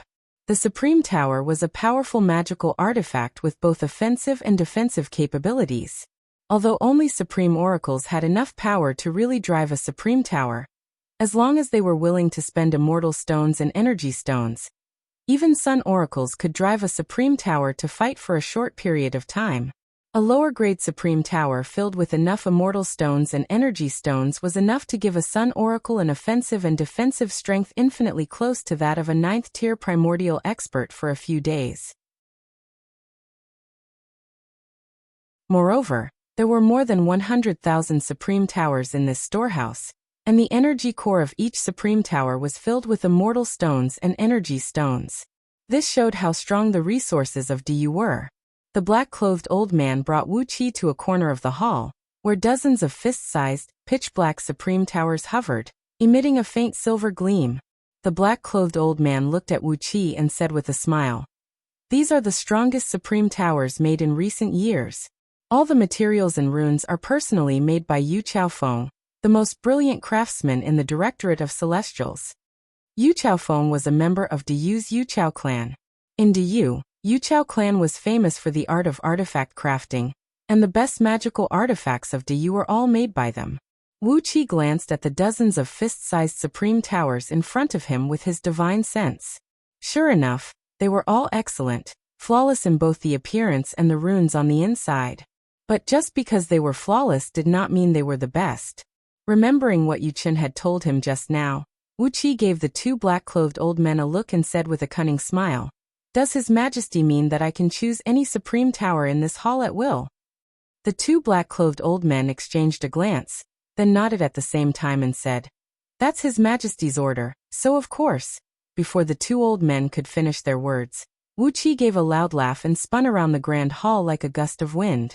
Wisps of phosphorescent flames shot out of his fingertips, bringing with them an immense ghost aura, twisting and distorting the air. Each stream of ghastly ghost energy hit an invisible restrictive spell in the air. As Wuxia unleashed the last stream of ghastly ghost energy, a watery gleam suddenly flashed on the high wall to the north of the hall, and a door silently emerged. The two black-clothed old men were struck dumb. They exchanged a glance and cursed in a low voice at the same time. How could Master Yu Qin of Yantian Palace do this? Wuxia laughed, winked at the two black-clothed old men playfully, and strode into the door. The two old men looked at each other with a worried expression, then hurriedly followed him in. They were mumbling something to the effect of "so-and-so has done us a favor, so it's hard for them to even out their account books" and so on. The interior of the new door was not very spacious, only about a few acres in size. A dozen shelves carved from stones were scattered on the ground, and about 300 of them, each the size of a human head, were placed randomly on these stone shelves. The air here was very clean, almost spotless. However, the sky-split towers on the stone shelves were extremely dirty and dilapidated. On the shelf closest to Wuxia, there was a supreme tower that was covered with an inch-thick layer of dust, and there were even some things that looked like spider webs on it. The inner hall was extremely clean. The ceiling, walls, and floor were all spotless, and the air was extremely fresh and clean. Even the stone shelves were so clean that they could be used as mirrors. Only these 300-plus Tongtian towers were very dirty. Perhaps it was not dirty, but a kind of mark that time had left on them after a very long time. Each of these sky-reaching towers gave people the feeling that they had existed in this world for countless years.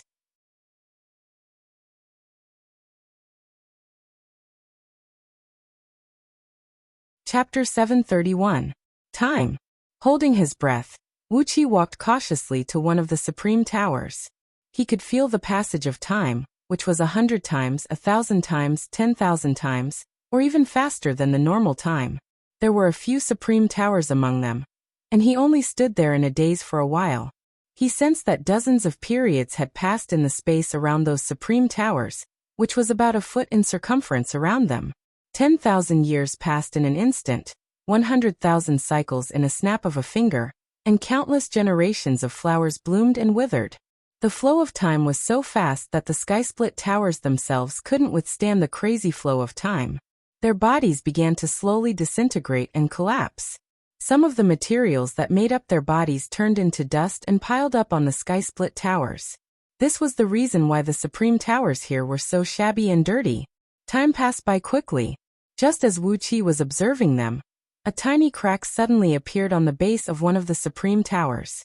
Accompanied by a crisp cracking sound, the dust on the supreme tower grew thicker. The two black-clothed old men exchanged a helpless glance. This was the inner treasury of the Directorate of Celestials, where the best supreme towers had been stored since ancient times. Only when a supreme oracle had attained the cultivation base of 6 towers, or above, would he be qualified to come here and choose a supreme tower that had the power to control the flow of time. Or, like Wuxia, he came here because of the human emperor's decree. Of course, without anyone's guidance, those lucky fellows who obtained the decree might not even appear in tens of thousands of years. In short, without anyone's guidance, these lucky ones would never have entered the inner treasury of the inner treasury. Unless they were like Yu Qin, who shamelessly taught Wuxia the way to enter the inner treasury. No outsider would ever know of its existence, let alone break into it. The Yu's oracles had reached the limit of the use of space. A small palace could easily have a vast space of 1,000 miles in circumference, and a supreme tower that was no more than a mile tall might have a space of tens of thousands of miles in circumference, which could easily accommodate a large army. However, time was more mysterious than space, and it was even more difficult to control the power of laws. An ordinary supreme tower could distort the space at will, but only a supreme tower forged with extremely precious materials, and the true flame of over 100 experts from the Directorate of Celestials with their blood essence, could have the power to control the flow of time. The Directorate of Celestials had a large number of experts, and manpower was not the bottleneck in building a supreme tower like this. The biggest difficulty was the materials. Materials that could control time, and could remain intact during the rapid passage of time were extremely rare. Only top-notch chaos-grade spiritual items could be found in such rare materials.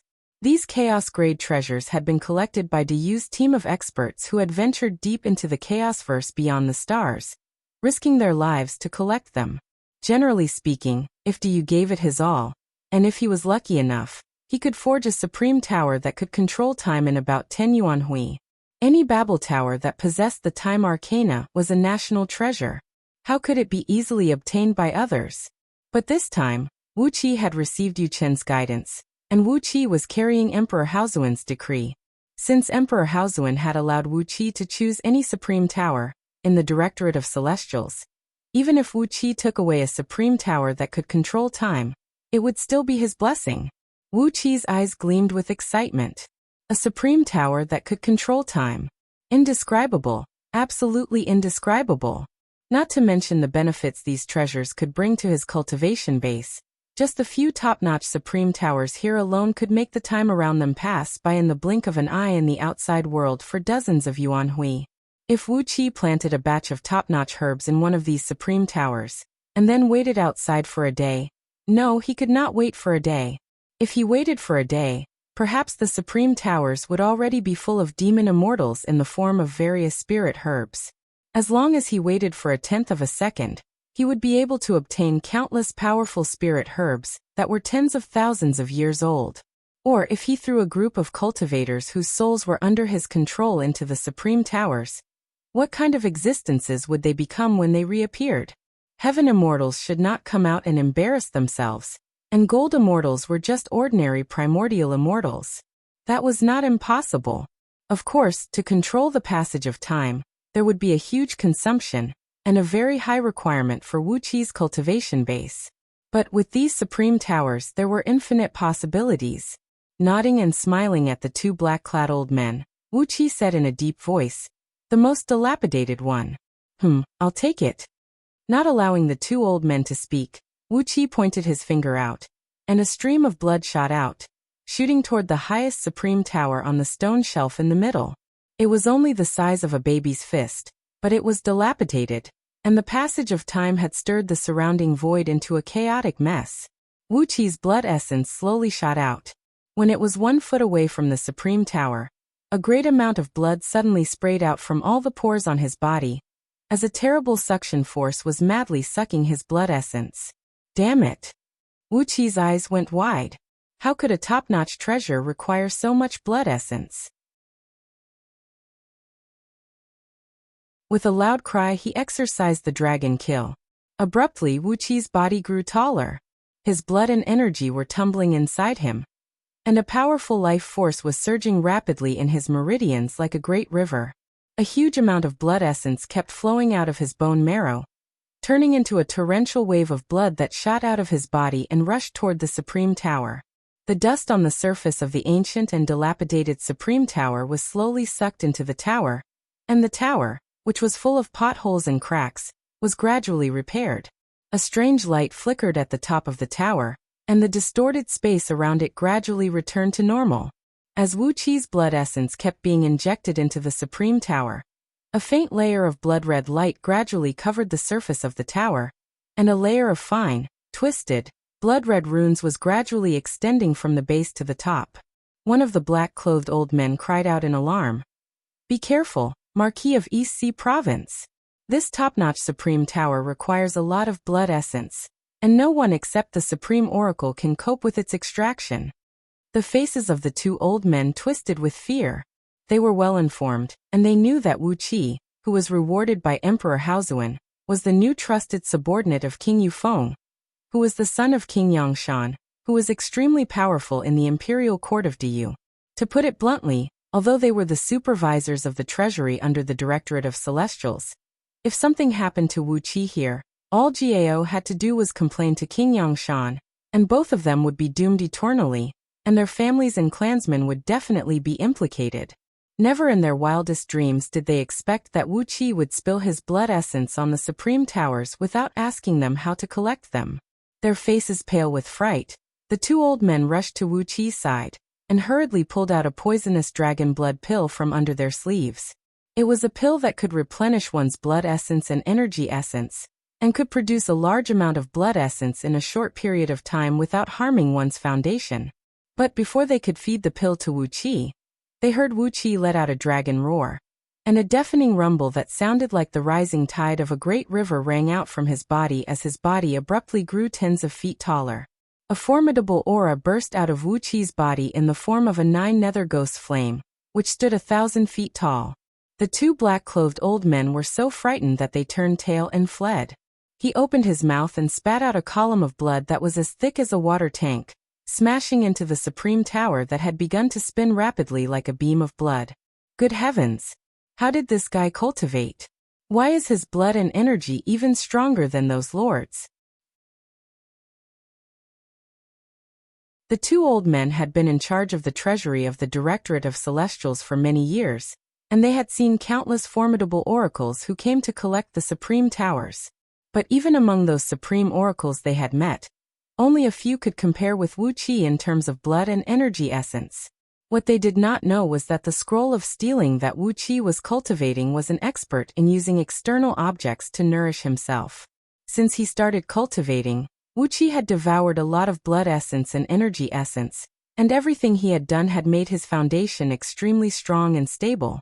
So the loss of this little bit of blood essence was nothing to him. All he needed to do was to convert the energy essence into blood essence through his internal organs, and then spray it out of his body. Apart from that, there was no other trouble. Blood-colored runes gradually covered the entire surface of the Supreme Tower, and gradually, Wuqi sensed a faint spiritual connection connecting him with the Supreme Tower in front of him. After taking a deep breath and spraying a large amount of blood essence onto the Supreme Tower, Wuqi produced the Dark Een Celestial Tower, and thrust it toward the Supreme Tower. The Dark Een Celestial Tower was the magical treasure Wuqi had refined with his own life, and it was guarded by the soul of the Great Ocean Water Divider. Therefore, it was full of spirituality. Although its power was far inferior to this Supreme Tower, in terms of spirituality, it was many realms lower than this Supreme Tower. A dazzling silvery light towered into the sky. Under the control of Wuqi's divine sense, The two pagodas fused into one like two masses of liquid, and the countless restrictive spells in them quickly disintegrated and fused together. The time-restrictive spell in the Supreme Tower surrounded the 360 star pearls, and the flow of time around them immediately increased by 100 times. The flow of time was 100 times faster than normal, and that was the highest speed he could sustain with his current cultivation base. Through Wuqi's divine sense, the great ocean water divider Hasek sent him a joyful message. The time-restrictive spell had brought great benefits to the entire pagoda. A series of light and shadow swayed in the void, followed by a great sheet of starlight falling from the sky and being quickly absorbed by the newly formed pagoda. The 360 star pearls extracted the star energy essence at 100 times the usual speed, transforming it into a vast amount of star power and storing it in the pearls. Meanwhile, a great amount of the purest star power essence was injected into Wuqi's body bit by bit, gradually tempering his body and making both his fleshly body and divine soul stronger and tougher. The flow of time 100 times faster was immeasurable benefits. Gladly, Wuqi summoned the pagoda back and spat another mouthful of blood essence onto it. After that, he shrunk his body and returned to his original size, cupped his fist and said to the two old men, "Thank you, seniors. Hee, if you trust me, just send your children and grandchildren to me, and I'll know how to take care of them." Wuqi narrowed his eyes and smiled. The reason why these two old men tried to befriend him just now was that they wanted him to take care of his children and grandchildren in the future. Since that was the case, he would take care of their children and grandchildren.